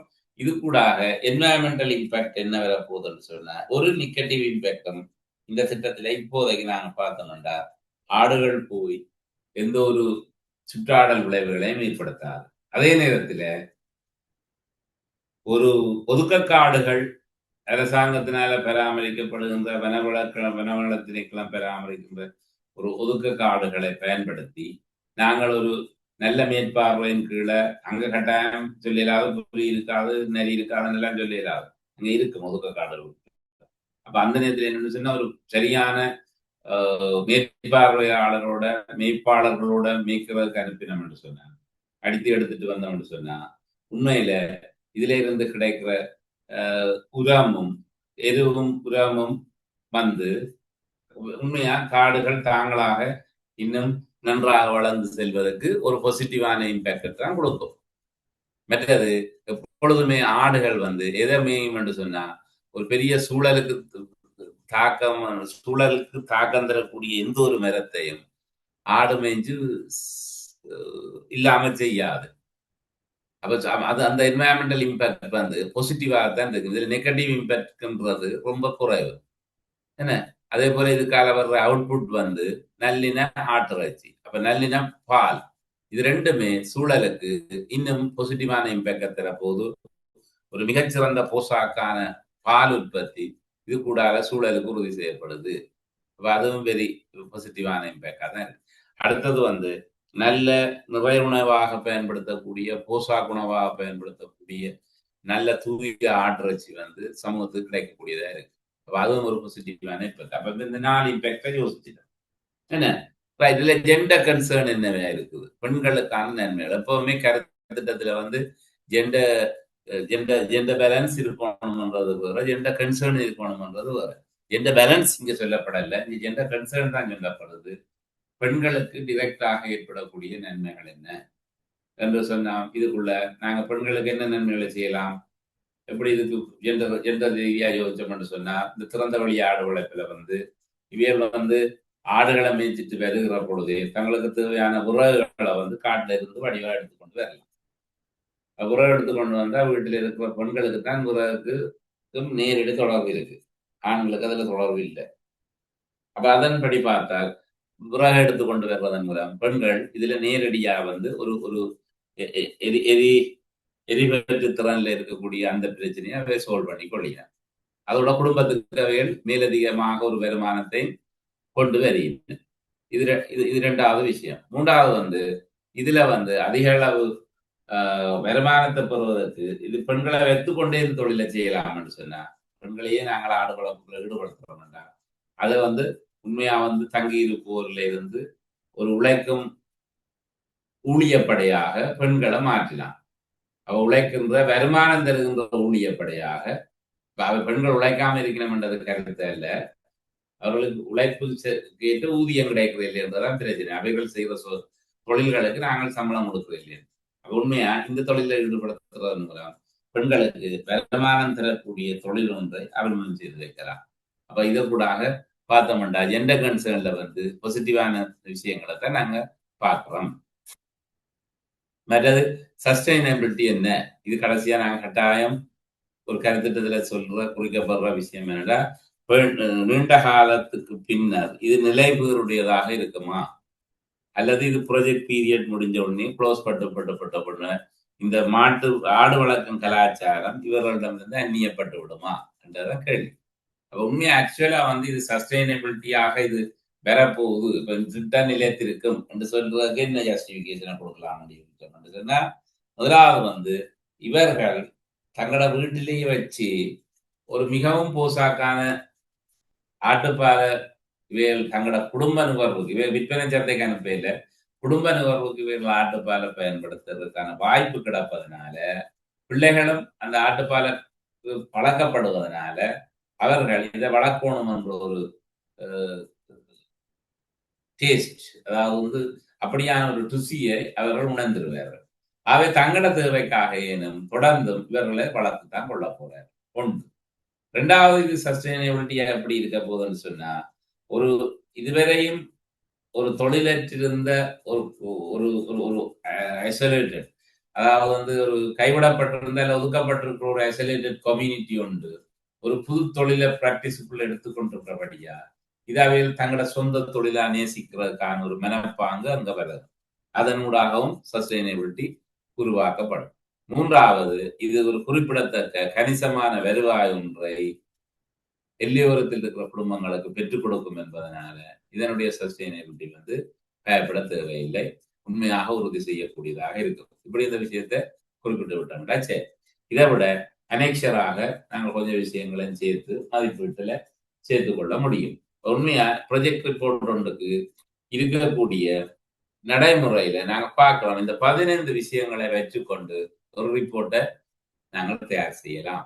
ஆகவே நீங்க இதுல பார்க்க வேண்டிய விஷயம் என்னடா, ஒரு வினாவை ஒரு கொஞ்சம் விடயங்களை தந்து ஒரு கருத்திட்ட அறிக்கையை சமர்ப்பிக்க சொல்லி உங்கள்கிட்ட கேட்கலாம். அல்லாவிட்டால் கருத்திட்ட அறிக்கையே தந்து விட்டு இதுல இருக்கக்கூடிய ஜஸ்டிபிகேஷன் சரியா, எக்ஸிக்யூட்டிவ் சமரி சரியா, அல்லது இது கூடாக கிடைக்கிற என்வாயன்மெண்டல் இம்பாக்ட் சரியான்னு கூட கேட்கலாம். அல்லது ஒரு கேஸ் ஸ்டடியாக இதை தந்துட்டு இதுல என்னென்ன விஷயங்கள் இப்ப தவறாக, இப்ப உதாரணத்துக்கு என்னன்னு சொன்னா முன்னேற்ற மதிப்பீடு பற்றி, இவாலுவேஷன் பற்றி, மானிட்டரிங் அண்ட் இவாலுவேஷன் பற்றி எதுவுமே சொல்லப்படாத ஒரு பந்திய வாசிச்சுட்டு இந்த திட்டம் தோல்வி இழந்ததுக்கான காரணம் என்னென்று ஒரு கேள்வியை வினவலாம். இப்படி ஒவ்வொரு விதமான சந்தர்ப்பங்கள் இருக்கு. அப்ப நாங்கள் அந்த இடத்துல போய் பார்க்க வேணும், ஒரு கிட்டத்தட்ட இந்த 15 விடயங்களையும் எந்தெந்த விஷயங்கள் தவறுண்டதால இந்த திட்டம் தோல்விக்குள்ளாக இருக்கிறது என்றதை நாங்க மதிப்பீடு செய்யக்கூடியதாக இருக்கும். கட்டாயம் கொம்ப்ரிஹென்ஷன் வினாக்கள்ல வர்ற வினா உண்டு, இந்த திட்ட ஏரியாவுக்குள்ள இருந்து வரப்போகுது. இதுல இருக்கிற இது ஒன்று திட்ட அறிக்கை ஒன்றை தயார் செய்வது அல்லது திட்ட அறிக்கை ஒன்று தயார் செய்யப்படும் போது முக்கியமாக நாங்கள் கவனத்தில் இருக்கிற விடயம். மற்றும் மூன்றாவது, ஒரு திட்ட அறிக்கையோடு தொடர்புடைய என்னென்ன விடயங்கள் ஒரு திட்ட அறிக்கையின் ஊடாக வழங்கப்படுவதன் ஊடாக நாங்கள் ஒரு டோனரை இன்ஃப்ளூயன்ஸ் பண்ணி கொள்ளலாம். என்ன, ஒரு ஒரு உதவி வழங்குனரை வந்து எப்படி இன்ஃப்ளூயன்ஸ் பண்ணி கொள்ளலாம் என்பதை வந்து பார்த்து கொள்ளலாம். அப்ப இதுக்கு இந்த விடயங்களுக்காக நாங்கள் இவ்வளத்தையும் யோசிச்சு நாங்கள்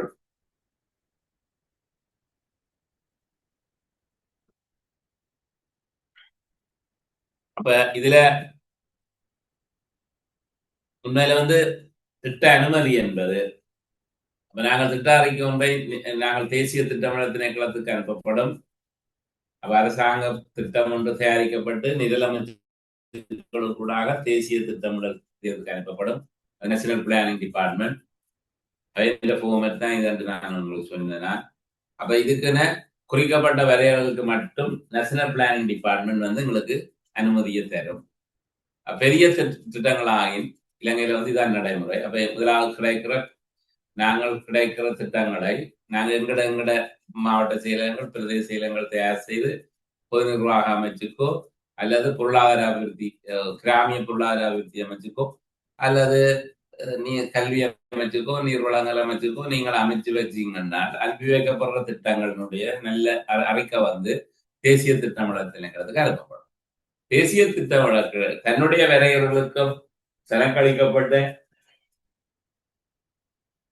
அதிகார வரையறைக்கு கீழே அனுமதி வழங்கக்கூடிய திட்டங்களாக இருந்தால் அவர்கள் நேஷனல் பிளானிங் டிபார்ட்மெண்ட்லேயே இந்த அப்ரூவலை தருவார்கள். இல்லைன்னு சொன்னா பெரிய திட்டங்களாக இருக்குமா அவை இந்த பாலிசி கமிட்டி அல்லது கேபினட்டுக்கு எக்கனாமிக் பாலிசி கமிட்டிக்கு போடுங்க. எக்கனாமிக் பாலிசி கமிட்டி என்பது தேசிய பொருளாதார குழு என்பது பாராளுமன்றத்தினால் நியமிக்கப்பட்டிருக்கின்ற ஒரு உபகுழு. அந்த உபகுழுவுக்கு அது சமர்ப்பிக்கப்படும். அந்த நேஷனல் பாலிசி கமிட்டி அப்ரூவ் பண்ணின உடனே தான் கேபினட் அப்ரூவல் ஆகும். கேபினட் அப்ரூவல் கிடைச்ச உடனே நாங்கள் திட்டத்தை செயல்படுத்தக்கூடியதாக இருக்கும். அப்ப இதுக்குரிய நிதி ஆதாரத்தை வழங்குவது கேபினட் என்றபடியாத்தான் நாங்கள் பாலிசி கமிட்டி கூடாக கேபினட்டை நாங்கள் டைப் பண்ண வேண்டி இருக்கு. இதே நேரத்தில் இந்த திட்டங்கள் வந்து வெளிநாட்டு நிதி உதவியோடு அமல்படுத்தப்படுமாயின் foreign donor component இதுக்குள்ள இன்க்ளூட் பண்ணப்படுமாயின் இந்த இஆர்டி என்பிடி வந்து இஆர்டின்னு சொல்ற எக்ஸ்டர்னல் வெளிநாட்டு வளவருவாய் திணைக்களத்துக்கு அனுப்பும். அப்ப வெளிநாட்டு வளவருவாய் திணைக்களம் என்பது நாட்டுக்கு வெளியில் உள்ள வளங்களை எடுத்து வருவதற்கு பொறுப்பாக செயற்படுகின்ற திரசேரியில செயற்படுகின்ற இன்னும் ஒரு டிபார்ட்மெண்ட். திரசேரியில தான் என்பிடியும் இருக்குது, திரைவேரியில தான் இஆர்டியும் இருக்குது. அப்ப இஆர்டி இது ஒரு டிபார்ட்மெண்ட். அப்ப நேஷனல் பிளானிங் டிபார்ட்மெண்ட் ஒரு லோக்கல் ரிசோர்ஸை வச்சுக்கொண்டு செய்யக்கூடிய எங்களுடைய அனுவல் பட்ஜெட்டில் வந்து வருடாந்த வரவு செலவு திட்டத்துக்கு கீழ் நிதியளிப்பு செய்யப்படக்கூடிய கருத்திட்டங்களை என்பிடி அப்ரூவ் பண்ணுகிறது. அதே நேரத்தில் வெளிநாட்டு வளங்களோட சம்பந்தப்பட்ட விஷயங்களை இஆர்டி வழங்குகிறது. அப்ப இஆர்டி வந்து அப்ரூவலை வழங்குறதனூடாக நிதியை பெற்றுக் கொடுக்காது. ஆகவே இஆர்டி என்ன செய்யப்படும் சொன்னா, இந்த இஆர்டி தன்னுடைய பரிசீலனைக்கு பின் திட்டங்களை இன்டர்நேஷனல் டோனர்ஸுக்கு இது அனுப்பி வைக்கப்படும். அப்ப வேர்ல்ட் பேங்க், ஓஏடிபி, ஐஎம்எஃப் அல்லது கண்ட்ரிஸ் நேரடியாக தூதரகங்கள், தூதராலயங்கள் கண்ட்ரிஸுக்குள்ள லோன் எடுக்கிறதுக்காக தான் தூதுவர்களை கூடாக கையளிக்கிறது. அப்ப இந்த இதுல வந்து உலக வங்கி, ஆசிய அபிவிருத்தி வங்கி, சர்வதேச நாணய நிதியம், இந்த 3 இன்டர்நேஷனல் ஏஜென்சியை பற்றி கொஞ்சம் நீங்கள் தெரிஞ்சு வச்சிருக்க வேணும். உலக வங்கி என்ன விதமான விஷயங்களுக்கு நிதி உதவி அளிக்கிறது, ஆசிய அபிவிருத்தி வங்கி என்னென்ன விஷயங்களுக்கு அதிக முன்னுரிமை கொடுக்கிறது, உலக வங்கியும் ஆசிய அபிவிருத்தி வங்கியும் ஐஎம்எஃப் சர்வதேச நாணய நிதியமும் மூன்றுமே கடன்களாகத்தான் திட்டங்களுக்கு தருவார். அப்ப கடன்களை தருகிற நிறுவனங்கள் தான் இந்த பேங்குகள்.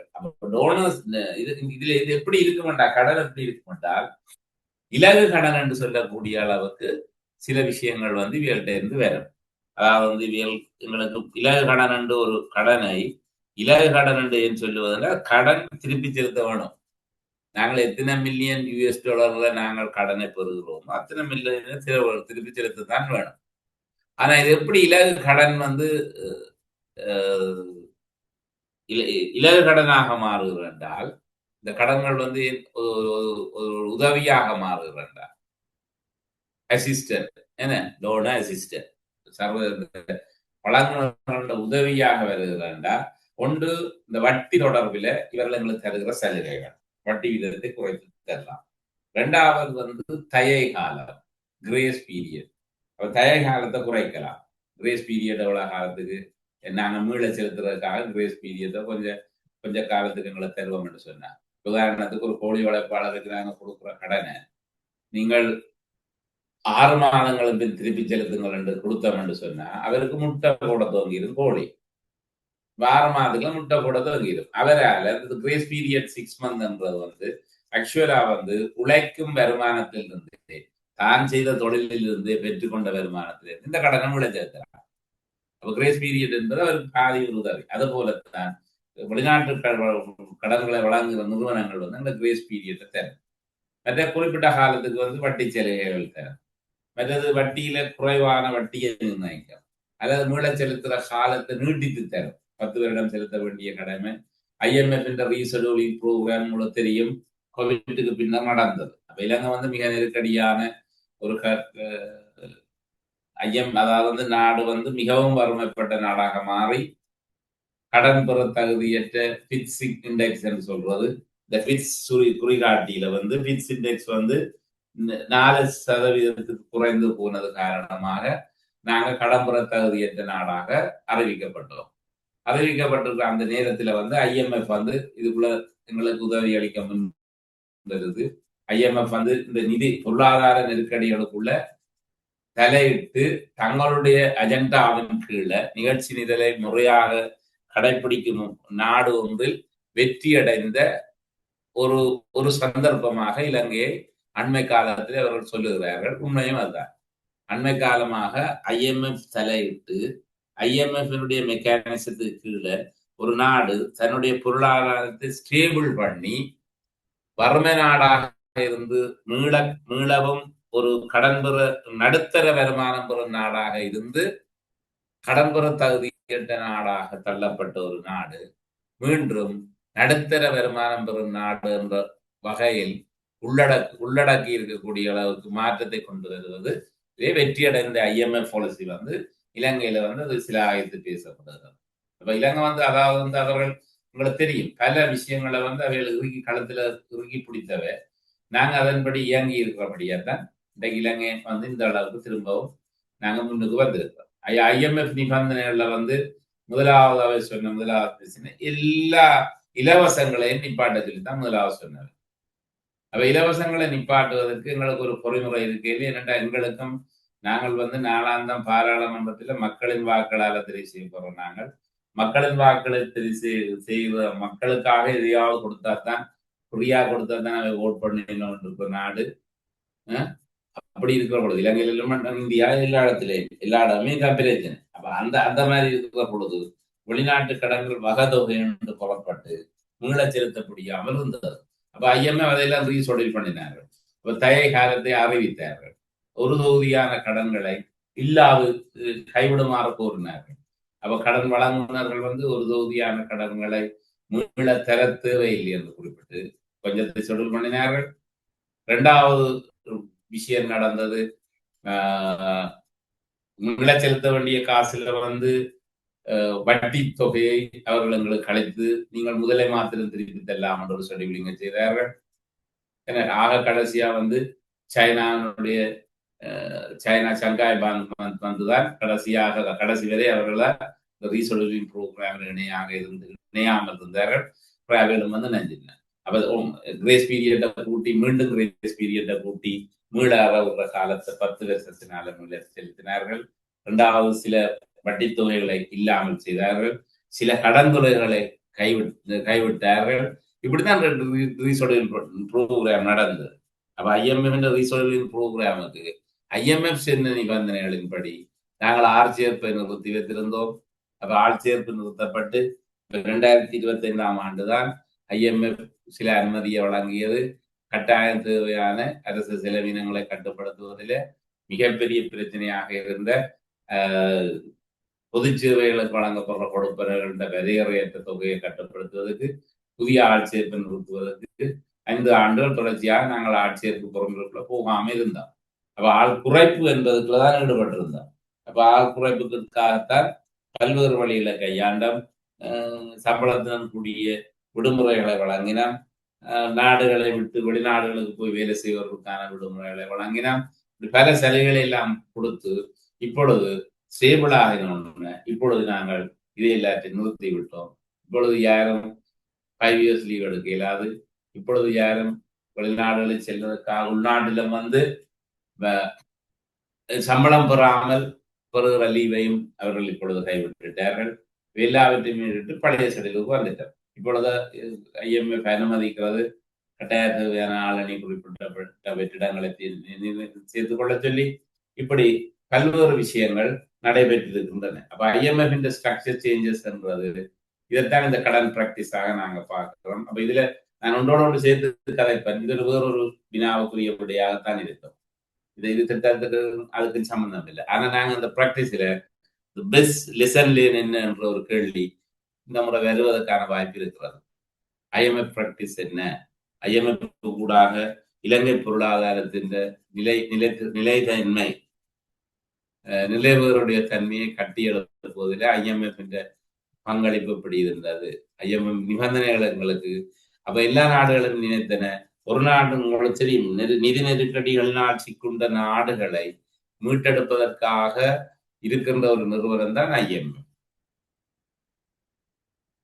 அப்ப இந்த இன்டர்நேஷனல் மானிட்டரி ஃபண்ட், இந்த ஃபண்ட் வந்து பொருளாதார நிதி நெருக்கடிகளுக்குள் சிக்கி சின்னாபின்னப்பட்டு போயிருக்கின்ற பொருளாதாரங்களை மீள கட்டி எழுப்புவதற்காகத்தான் ஐஎம்எஃப் உதவி வழங்கப்படுது. அதுல நிதி மட்டும் வழங்குற ஒரு நிறுவனம் இல்லை.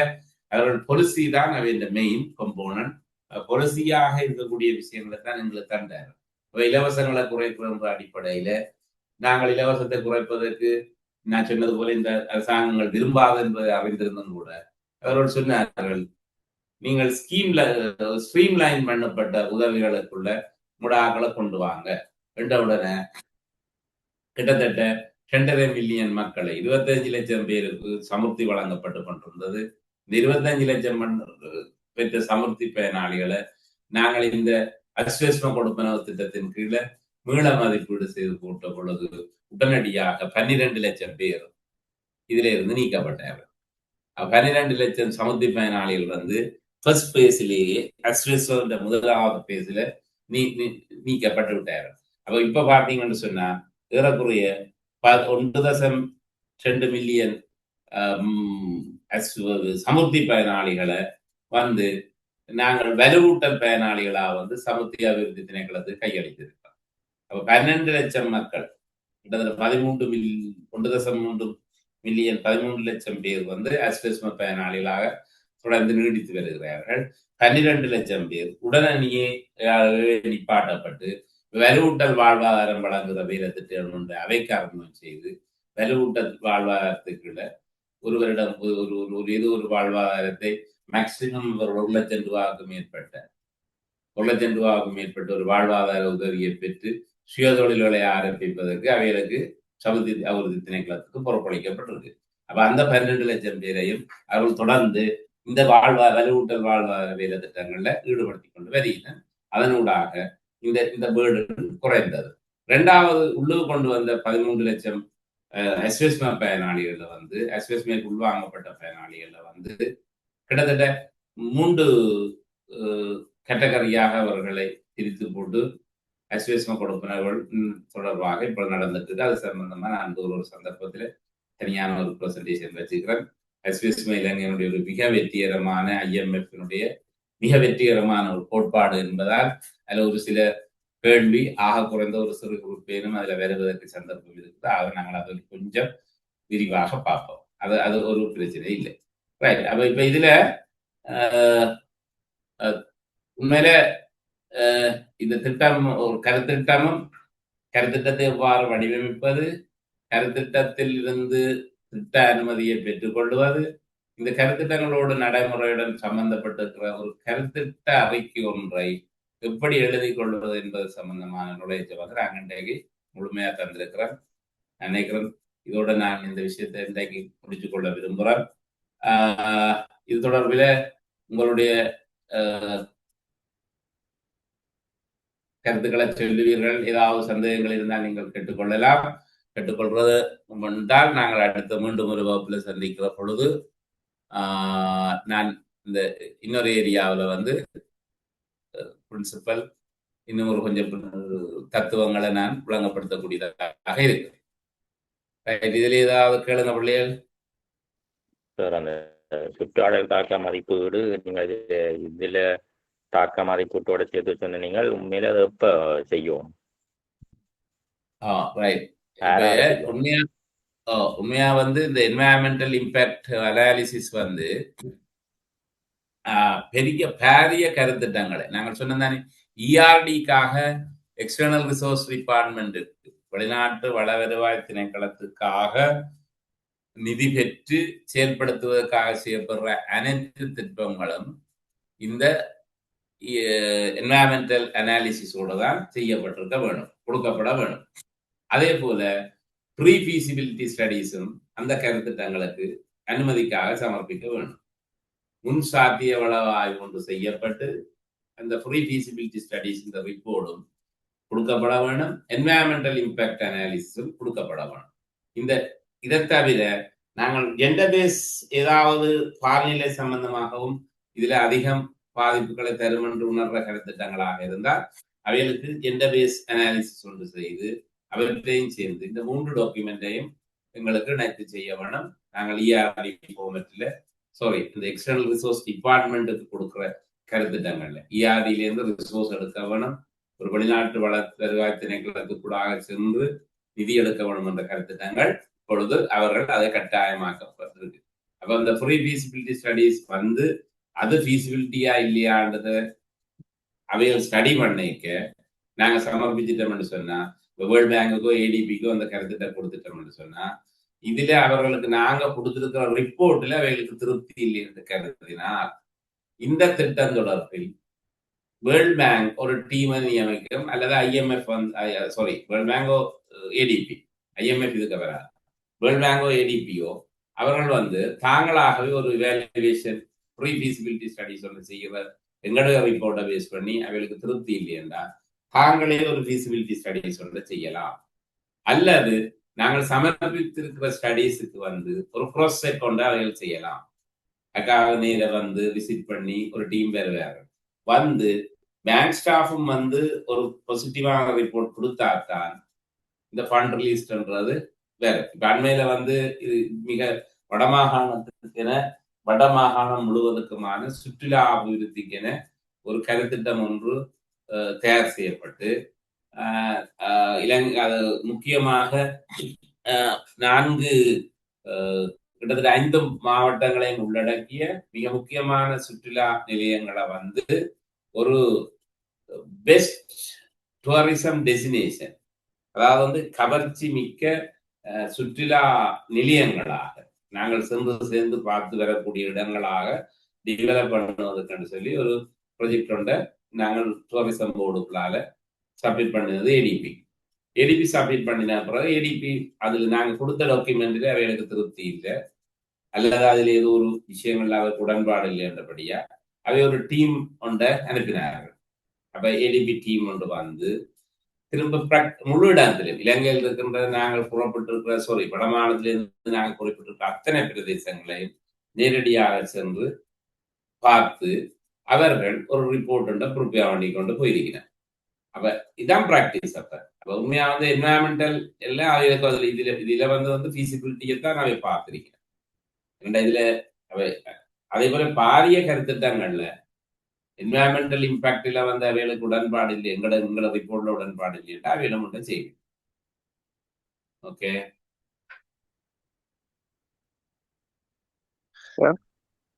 சொல்லுங்க பன். இந்த கருத்திட்டங்களை செலக்ட் பண்றதுக்கு லாஜிக்கலா சில படிமுறைகள் இருக்கிற போது இந்த 2009ஆம் ஆண்டு பிறகு வழங்கப்பட்ட வாழ்வாதாரங்கள்ல அந்த ஆடு மாடு கோழி வழங்கப்பட்ட திட்டங்களும் சரி, மற்ற சொசைட்டிகளுக்கு வழங்கப்பட்ட சில ப்ராஜெக்டுகளும் சரி ஒரு 80% மேல ஃபெயிலியர் ஆகிருக்குது. அதுக்கு என்ன காரணம்? கருத்திட்டம் ஒன்று தோல்வி அடைவதற்கு ஒரு ஜென்ரலாக நாங்கள் தர்ற இன்ஃபர்மேஷனை வச்சுக்கொண்டுதான் நீங்கள் விடையளிக்கணும். எங்கள்கிட்ட இருக்கிற இன்ஃபர்மேஷனை நாங்கள் முதலாவதா பார்த்து அந்த இன்ஃபர்மேஷன்ல இருந்து தான் கருத்திட்டங்களை ஜென்ரலா உங்கள்ட்ட இதுக்கு கேட்க மாட்டாரு. கருத்திட்டம் ஒன்று தோல்வி அடைவதற்கான காரணங்கள் என்ன என்ற ஒரு கேள்வி ஒரு சந்தர்ப்பத்திலையும் உங்கள்கிட்ட கேட்கப்படாது. நீங்க வடிவப்பாருங்க அந்த வினாத்தாள்களை. அந்த வினாத்தாள்ல கொஞ்சம் இன்ஃபர்மேஷனை தந்திருக்கிறான். இப்ப கடைசி பேப்பர் இப்ப இன்றைக்கு போட்டுக்கிற பேப்பர் ஒருக்கா பாருங்க, அதுல ஒரு கேள்வி இருக்குது. இந்த திட்டம் தோல்வி அடைந்தவக்கான காரணங்கள் என்னன்னு அதுல முன்னுக்கு கொஞ்சம் இன்ஃபர்மேஷன் இருக்கு. அதுக்குள்ள போய்தான் நாங்க பார்க்கணும் இந்த திட்டம் ஏன் தோல்வி அடைந்திருக்கிறதுன்றத தரப்பட்ட இன்ஃபர்மேஷன். இப்ப கருத்திட்டம் எந்தெந்த சந்தர்ப்பங்கள்ல தோல்வி அடையும் என்று சொன்னா, முதலாவது அது சரியான ஜஸ்டிபிகேஷன் இல்லாமல் இருக்கிறது. நியாயமான ஜஸ்டிபிகேஷன் இல்லாமல் கருத்திட்டம் ஒன்று அடையாளப்படுத்தப்பட்டிருக்கிறது என்று சொன்னா கட்டாயம் அந்த ஜஸ்டிபிகேஷன் பிழைச்சிருக்குமான்னு சொன்னா தேவையற்ற ஒரு விஷயத்துக்காக நாங்கள் ப்ராஜெக்ட் ஸ்டார்ட் பண்ணோம்னா கட்டாயம் தோல்வி அடையும். மற்றது அடையப்பட வேண்டிய ஒப்ஜெக்டிவ்ஸ் அதாவது உடனடி இமீடியட் ஒப்ஜெக்டிவ் சொல்ற உடனடியாக காணப்பட்ட அடையக்கூடிய நோக்கங்களும் ஒரு ஓவரால் ஒப்ஜெக்டிவும் மிக தெளிவாக வரையறை செய்யப்பட்டிருக்காவிட்டால் கட்டாயம் அந்த ஒரு திட்டம் தோல்வி அடைவது எப்படி இவாலுவேட் பண்றேன்டா இந்த ரெண்டையும் தூக்கி வச்சு பார்க்கறோம். அதாவது ப்ரொஜெக்டில இருந்து என்ன வருதோ இல்லையோ நீங்க சொல்லி இருக்கிற immediate objective first second third fourth எல்லாமே பாஸ் ஆண்டு தான் பார்க்கறது. பார்த்தா திட்டம் வெற்றி, இல்லையா தோல்வி. மற்றபடி கொமனா அதுல நல்ல பாசிட்டிவ் இம்பாக்ட் வந்திருக்கும். இப்ப நாங்க ஆக்சுவலா சொல்றோம்னா ஒரு பண்ணை முறையில் அதாவது சிறந்த பேக்யார்ட் போல்ட்ரி கொல்லைப்புற கோழி வளர்ப்பு முறைமை நாங்க ஒரு ப்ராஜெக்ட் கொடுக்குறோம். கொல்லைப்புற கோழி வளர்ப்பு கொடுத்தால் நாங்கள் அந்த ப்ராஜெக்ட் ரிப்போர்ட்ல இமீடியட் ஒப்ஜெக்டிவ் என்னத்தை கொடுத்திருக்கிறோமோ அந்த விஷயங்கள் மட்டும்தான் தோல்வி அனாலிசிஸுக்கு பார்க்கிறது. இது சரியா, தோல்வி அடைந்திருக்கா, வெற்றி அடைந்திருக்கா. அதுல நோக்கங்கள் சரியாக அடையப்பட்டிருக்கும்னு சொன்னா திட்டம் வெற்றி. அந்த நோக்கங்கள் தோல்வி அடைந்தா தான் திட்டம் தோல்வி. உண்மையா தோல்வி அடைந்த திட்டங்கள் இப்ப இலங்கையில பல பிராக்டிஸ்கள் இருக்கு. தோல்வி அடைந்த திட்டங்களுக்கு பல அனுபவங்கள் எங்கள்கிட்ட இருக்குது. பல அனுபவங்களை நாங்கள் பார்த்திருக்கிறோம். அந்த தோல்வி அடைந்த திட்டங்கள் போய் பார்த்தோம்னு சொன்னா ஒன்று கொள்கை அடிப்படையில் நடந்த தோல்வியாக இருக்கும். கொள்கை அடிப்படையில் நடந்த தோல்வியாக இருக்கும். காலத்துக்கு காலம் ஒவ்வொரு திட்டங்களை நாங்கள் அறிமுகப்படுத்துறது, ஒரு புதிய அரசாங்கங்கள் வாரது, அவர்கள் கொள்கைகளை மாற்றுவது. கொள்கைகளை மாற்றுற பொழுது முதல் அரசாங்கத்தில் கொடுக்கப்பட்ட சொத்துக்களை, உதாரணத்துக்கு கிராம சக்தி எடுங்களேன். கிராம சக்தி என்கின்ற ப்ராஜெக்டு கீழே கிராம சக்தியை இன்ட்ரடியூஸ் பண்ணினது எங்களுடைய லீடர் என்ன அதுதானே என்ன பேர், மஹிந்தவுக்கு அடுத்து வந்தவர் மைத்ரிபால சிறிசேன. மைத்ரிபால சிறிசேன தான் இதுக்கு கிராம சக்தி திட்டத்தை அறிமுகப்படுத்தினேன். அப்ப கிராம சக்தி திட்டம் உண்மையில அதன் மொடாலிட்டி என்னவா இருந்ததுன்னு சொன்னா, கிராமிய மக்களை வலுவூட்டுவது, கிராமிய வறுமை ஒழிப்பதற்காகவும் அந்த கவர்மெண்ட் ஒரு பிரதான நிகழ்ச்சி திட்டமாகத்தான் கிராம சக்தி கொண்டு வந்தது. இப்ப கிராம சக்தி கொண்டு வந்து கிராம சங்கங்கள் உருவாக்கப்பட்டு அவை சட்டத்தின் கீழ் கொண்டு போய் பதிவு தொடர்பில் கம்பெனி சட்டத்தின் கீழே கொண்டு போய் கம்பெனியாக பதிவு செய்யப்பட்டன. அப்ப கம்பெனியாக பதிவு செய்யப்பட்டு அவற்றுக்கு எங்களுக்கு தெரியும், கம்பெனியாக பதிவு செய்யப்படுற போது ரெண்டு பிரச்சனை இருக்கு. ஒன்றுன்னு சொன்னா, சொசைட்டியை செக்ரட்டரியா பதிவு செய்யறது ஒரு லோயரா இருக்கணும் கட்டாயம். அப்ப உங்க உள்ள இடங்கள்ல எல்லாம் தேடி பிடிச்சி லோயரை கொண்டு லோயரை வச்சு கொண்டு பதிவு செய்தோம். ஒவ்வொரு ஆண்டும் அனுவல் ஃபீஸ் கட்டினால்தான், வருடாந்தம் புதுப்பிப்பதற்கான கட்டணத்தை கட்டினால்தான் கம்பெனி சட்டத்தின் இயங்குகிற ஒரு கம்பெனியை அவர்கள் ரினியூ பண்ணுங்க. இல்லைன்னு சொன்னால் அந்த வருமானம், அதுக்கு அந்த வருமானத்தை அந்த வரியை கட்டுவதற்கு நாங்கள் போறதுக்கு எங்கள்கிட்ட கையில இருக்க வேண்டியது அனுவல் ஆடிட் செய்யப்பட வேண்டும். ஆண்டு கணக்காய் வரைக்கும் செய்யப்பட்டு லாப நட்டம் பரிசீலிக்கப்பட்டு லாப விகிதத்தில கம்பெனி சட்டத்தின் கம்பெனிக்கு செலுத்த வேண்டிய லாப பங்கை செலுத்தினால்தான் அனுவலா ரினியூ பண்ணலாம். அப்ப இப்படியான சாதாரண கிராமத்துல கட்டப்பட்டிருக்கிற கன கம்பெனிகள் இந்த கம்பெனி சட்டத்தின் போய் ஒரு தடவை புதுப்பிக்கப்படல. புதுப்பிக்கப்படல பாருங்க, பாலிசி வைஸா இவ்வளவு வீக்கா இருந்திருக்கு இந்த ப்ராஜெக்ட். அப்ப இது சாதாரண பொதுமக்களை கொண்டு ஒரு லோயரை கண்டுபிடிக்கிறது பிரச்சனை. ரெண்டாவது லோயரை சரி செக்ரட்டரியா வச்சு பதிஞ்சு போட்டோம் என்றாலும் வருடாந்த கணக்கறிக்கையை செய்து நாங்கள் டிசம்பர் 31 கணக்கறிக்கை செய்கிற அளவுக்கு இந்த கெப்பாசிட்டி காணாது, ஆகவே புதுப்பிக்க முடியாம போய் பின்ன என்ன செய்து நாம் திரும்பி ஒரு ஸ்டேட்மெண்ட் ஸ்டேக்குலர் ஒன்று அனுப்பி இருக்கிறோம். இந்த கிராம சக்தி சங்கங்களை எல்லாம் எடுத்து கொண்டு போய் பிரதேச செயலகத்துல ஒரு வலிந்துதவ சேவை சட்டத்துக்கு கீழே ஒரு சர்வீஸ் ஆர்கனைசேஷனா ரெஜிஸ்டர் பண்ணி கொள்ளுங்கன்னு திருப்பி அனுப்பிக்கணும். திருப்பி அனுப்பி அதை செய்கிறதுக்கு இடையிலேயே கிராம சக்தி திட்டத்துக்கு அரசு மாற்றம் பெற இப்ப முழுவதும் கைவிடப்பட்டார். இப்ப என்ன நடக்குன்னு சொன்னா, கம்பெனி சட்டத்துக்கு கீழேயோ, ஆனா இவர்களுக்கெல்லாம் சுழற்சி நிதி வழங்கப்பட்டு ஒவ்வொரு கிராம சங்கங்களிலும் கிராம அலுவலர் பிரிவுகளில் அமைக்கப்பட்டிருக்கிற சங்கங்கள்ல 2 மில்லியன் 3 மில்லியன் தொடக்கம் 5 மில்லியனுக்கு மேற்பட்ட நிதி சுழற்சி நிதியாக அரச நிதி வழங்கப்பட்டிருக்கு. அப்ப இப்ப அவைகளுக்கு வெஸ்கோ ஒன்று இருக்குது. அப்ப அவை கடனை கொடுக்கணும், வெஸ்கோ கூட கடனை கொடுக்கணும், கொத்தணி முறை ஒன்று இருக்கு. அப்படி 2-3 முறைகள் அதுக்குள்ள கடந்து ஒன்று எல்லாம் கலந்து இருக்கு. ஆனா இப்பவும் பிரதேச செயலகத்தில் இருக்கிற அபிவிருத்தி உத்தியோகத்தர்கள் மேற்பார்வை செய்த ஒரே ஒரு காரணத்துக்காக அது செயல்பாட்டில் இருக்குதே தவிர வேற சட்ட ரீதியாக அதுல அடிப்படையில அது கம்பெனியாகவும் இல்லை, பரிந்துதவி சட்டத்துக்கு இல்லை. அப்ப இது இதான் பாலிசி தான். இது அதான் சொன்னா, ஒரு திட்டம் தோல்வியடைவதற்கு உரிய தரப்பட்டிருக்கிற காரணிகளை ஆராய்ஞ்சு பதில கொடுப்போம். அதுதான் பொருத்தமானதாக இருக்கும்.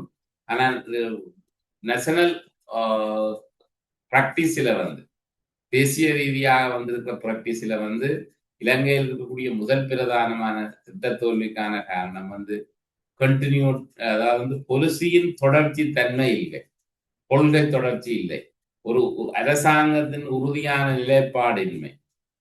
மற்றது அரசாங்கங்கள் மாறுகிற பொழுது கருத்திட்டங்கள் அப்படியே கைவிடப்பட்டு போகிற ஒரு நிலைமை. எந்த விதமான அடிப்படையிலையும் வந்து அது ஒரு அரசியல் நோக்கத்துக்காக தெரிவிக்கப்பட்டதாக சொல்லி அவற்றை கைவிட்டு போற நிலைமை தான் நாங்கள் முதலாவது பெரிய சவாலாக பார்க்கிறோம் திட்ட தோல்வியில. அடுத்தது வந்து திட்டத்தை இனங்கண்ட முறை. இது வந்து கருத்திட்டங்கள் தோல்வி அடைந்ததுக்கு இலங்கையில பெரிய முக்கியமா இருக்குது. கொண்டு வந்து டாப் டவுன் அப்ரோச் தான். நாங்க இருக்கிற முதல் கிளாஸ்ல சொன்னேன், டாப் டவுன் அப்ரோச் தான் அதிக அளவில் பயன்படுத்தும். அப்ப அமைச்சு மட்டத்தில் இருக்கிறவர்களுக்கு கிராமம் எப்படி இருக்குன்னு ஒரு நாள் கூட கண்டறியாதவர்கள் வந்து கிராமத்துக்காக திட்டத்தை டிசைன் பண்ணி போட்டு அனுப்புவினோம். மேலே இருந்து கீழே அனுப்புகிற பொழுது இந்த பிரச்சனை வருகிறது. இப்ப பாத்தீங்கன்னு சொன்னா பிரஜாசக்தியில வந்து இலங்கையின் வறுமை ஒழிப்புக்காக புதிய அரசாங்கம் கொண்டு வந்திருக்கிற கருத்திட்டம் தான் இந்த சமூக சக்தி வேலை திட்டம். இந்த சமூக சக்தி வேலை இந்த இம்ப்ளிமெண்டேஷன் மொடாலிட்டிய ஒரு ரெஜிஸ்டர்ட் ஆர்கனைசேஷனுக்கு கீழே செய்ய சொல்லி இப்ப புதுசா அட்வைஸ் பண்ணியிருக்கேன். அப்ப ரிஜிஸ்டர்ட் ஆர்கனைசேஷன் என்ற செய்ய வழிகிட்டோம்டா எந்த ஒரு தனிநபர்களுக்கும் நாங்கள் நேரடியாக ஒரு வாழ்வாதார உதவியை வழங்க முடியாது. அப்ப நேரடியாக வாழ்வாதாரம் வழங்க முடியாதபடியா அரசாங்கத்தினால் ஒதுக்கப்பட்டிருக்கிற காசை நாங்கள் ஒரு சொசைட்டிக்கு கொடுக்க போறோம். சொசைட்டியின் சொத்தாக அது இருக்க போதண்டா எந்த இண்டிவிஜுவல் வந்து இதை வடிவா மென்ட் பண்ணுவான். ஒரு கால்நடை வளர்ப்போர் கூட்டுறவு சங்கம் 10 மாடுகளை வேண்டி 10 தன்னுடைய பயனாளிகளுக்கு கொடுக்கும். பயனாளிதான் மாட்டை பராமரிக்க போறான், பயனாளிதான் பால் எடுக்க போறான். ஆனால் சொத்து முழுவதும் கால்நடை வளர்ப்போர் சங்கத்துக்கு என்ற பேரில் மாத்திரமே வழங்கப்படும். இப்ப பாருங்க எங்க நடக்க போது விஷயம். சங்க தலைவர் வேறு 2000 பேர், பயனாளி வேறு 2000 என்னென்ன முன்னிட்டு பண்றது? இதான் பிரச்சனை. இப்ப இவைகள் வந்து இன்னமே அந்த பிராக்டிஸுக்கு வந்து சேரினம் இல்லை. இன்னும் அந்த பிராக்டிஸை வழங்கி கொள்ளினம் இல்லை. இவ தனியாக சௌபாகியா சங்கங்கள் என்று ஆரம்பத்துல யோசிச்சவ சௌபாகியா சங்கங்கள் என்று ஒரு கருத்திட்டத்தை உருவாக்கி அந்த சௌபாகியா சங்கங்களுக்கு கூட செய்ய வழிகிட்ட கருத்திட்டத்தை அப்படியே கையை விட்டுட்டுதான் இவ வந்து பிரஜாசக்தி என்று வந்தத. ஆனா பிரஜாசக்தியில இப்ப ரெஜிஸ்டர்ட் ஆர்கனைசேஷன் என்றா ஆர்டிஎஸ் செய்யலாம், நீங்கள் ரவுடி ஆர்டிஓஸும் செய்யலாம், நீங்கள் கமக்கார அமைப்போடும் செய்யலாம், கால்நடை சங்கத்தோடும் செய்யலாம், அல்லது விசேடமாக கிராம சக்தி சங்கம் பதிவு செய்யப்பட்டுதான் இருக்கு. இல்லையண்டா ஒரு சங்கத்தையே உருவாக்கி நீங்க ரெஜிஸ்டர் பண்ணி போட்டு ப்ரோக்ராம் செய்யலாம்னு சொன்னா ஆர்டிஎஸ்களை நாங்க எங்களுக்கு அந்த டிவிஷன்ல இருக்கிற வலுவூட்டல் அலுவலருக்கும் ஆர்டிஎஸ் அலுவலருக்கும் இடையில இருக்கிற பதிவு காரணமாக அவர் ஆர்டிஎஸ் செலக்ட் பண்றாரு. நாங்க காசை கொடுக்குறோம். ஆர்டிஎஸ் என்ன செய்யறது போகுதுன்றால் அது கிராம அபிவிருத்தி திணைக்களத்துக்குள்ள இருக்கிற ஒரு மாகாண என்டிட்டி. எங்கட படம் மத்திய அரசு படம். என்ன நடக்க போகுது?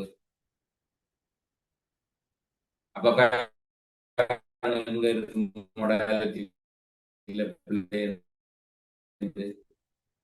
இந்த ப்ராப்பர் மொடாலிட்டி சரியா இருக்கவன் நியாப்பில நெக்டப்பில என்ரிப்பில அல்ல ரோட்டரி ரீஹாபிலிட்டேஷன் ப்ராஜெக்ட்ல வந்து IWWRMP இப்படியான பெரிய ப்ராஜெக்டுகளை நாங்க போய் பார்த்தோம் என்றால் அதுல வந்து இம்ப்ளிமெண்டேஷன் மொடாலிட்டி 100% ப்ராஜெக்டை ஸ்டார்ட் பண்றதுல இருந்து ப்ராஜெக்டை ஹேண்ட் ஓவர் பண்ற வரைக்கும் உள்ள சகல ப்ரொசீஜரையும் அந்த ப்ராஜெக்ட் ரிப்போர்ட்லயே உள்ளடக்கி சரியான முகாமைத்துவத்துக்களை செய்கிறபடியா தான் கருத்திட்டங்களை இந்த ப்ராஜெக்டாக செய்கிற ப்ராஜெக்ட் இன்ஸ்டிடியூஷனாக செய்கிற கருத்திட்டங்கள் வந்து சரியான ஒப்ஜெக்டிவ் அடையுது. எங்கட கவர்மெண்ட் மெக்கானிசத்துக்குள்ள செய்யற என்டிட்டிஸ் வந்து தோல்வி அடையும். ஓகே சரியா பிள்ளைகள்? இதை பற்றி நாங்கள் மீண்டும் ஒரு வகுப்புல சந்திப்போம்.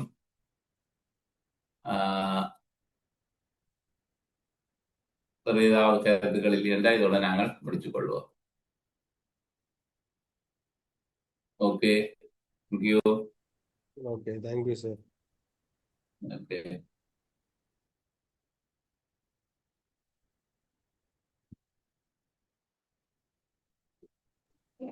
Thank you, sir. Okay.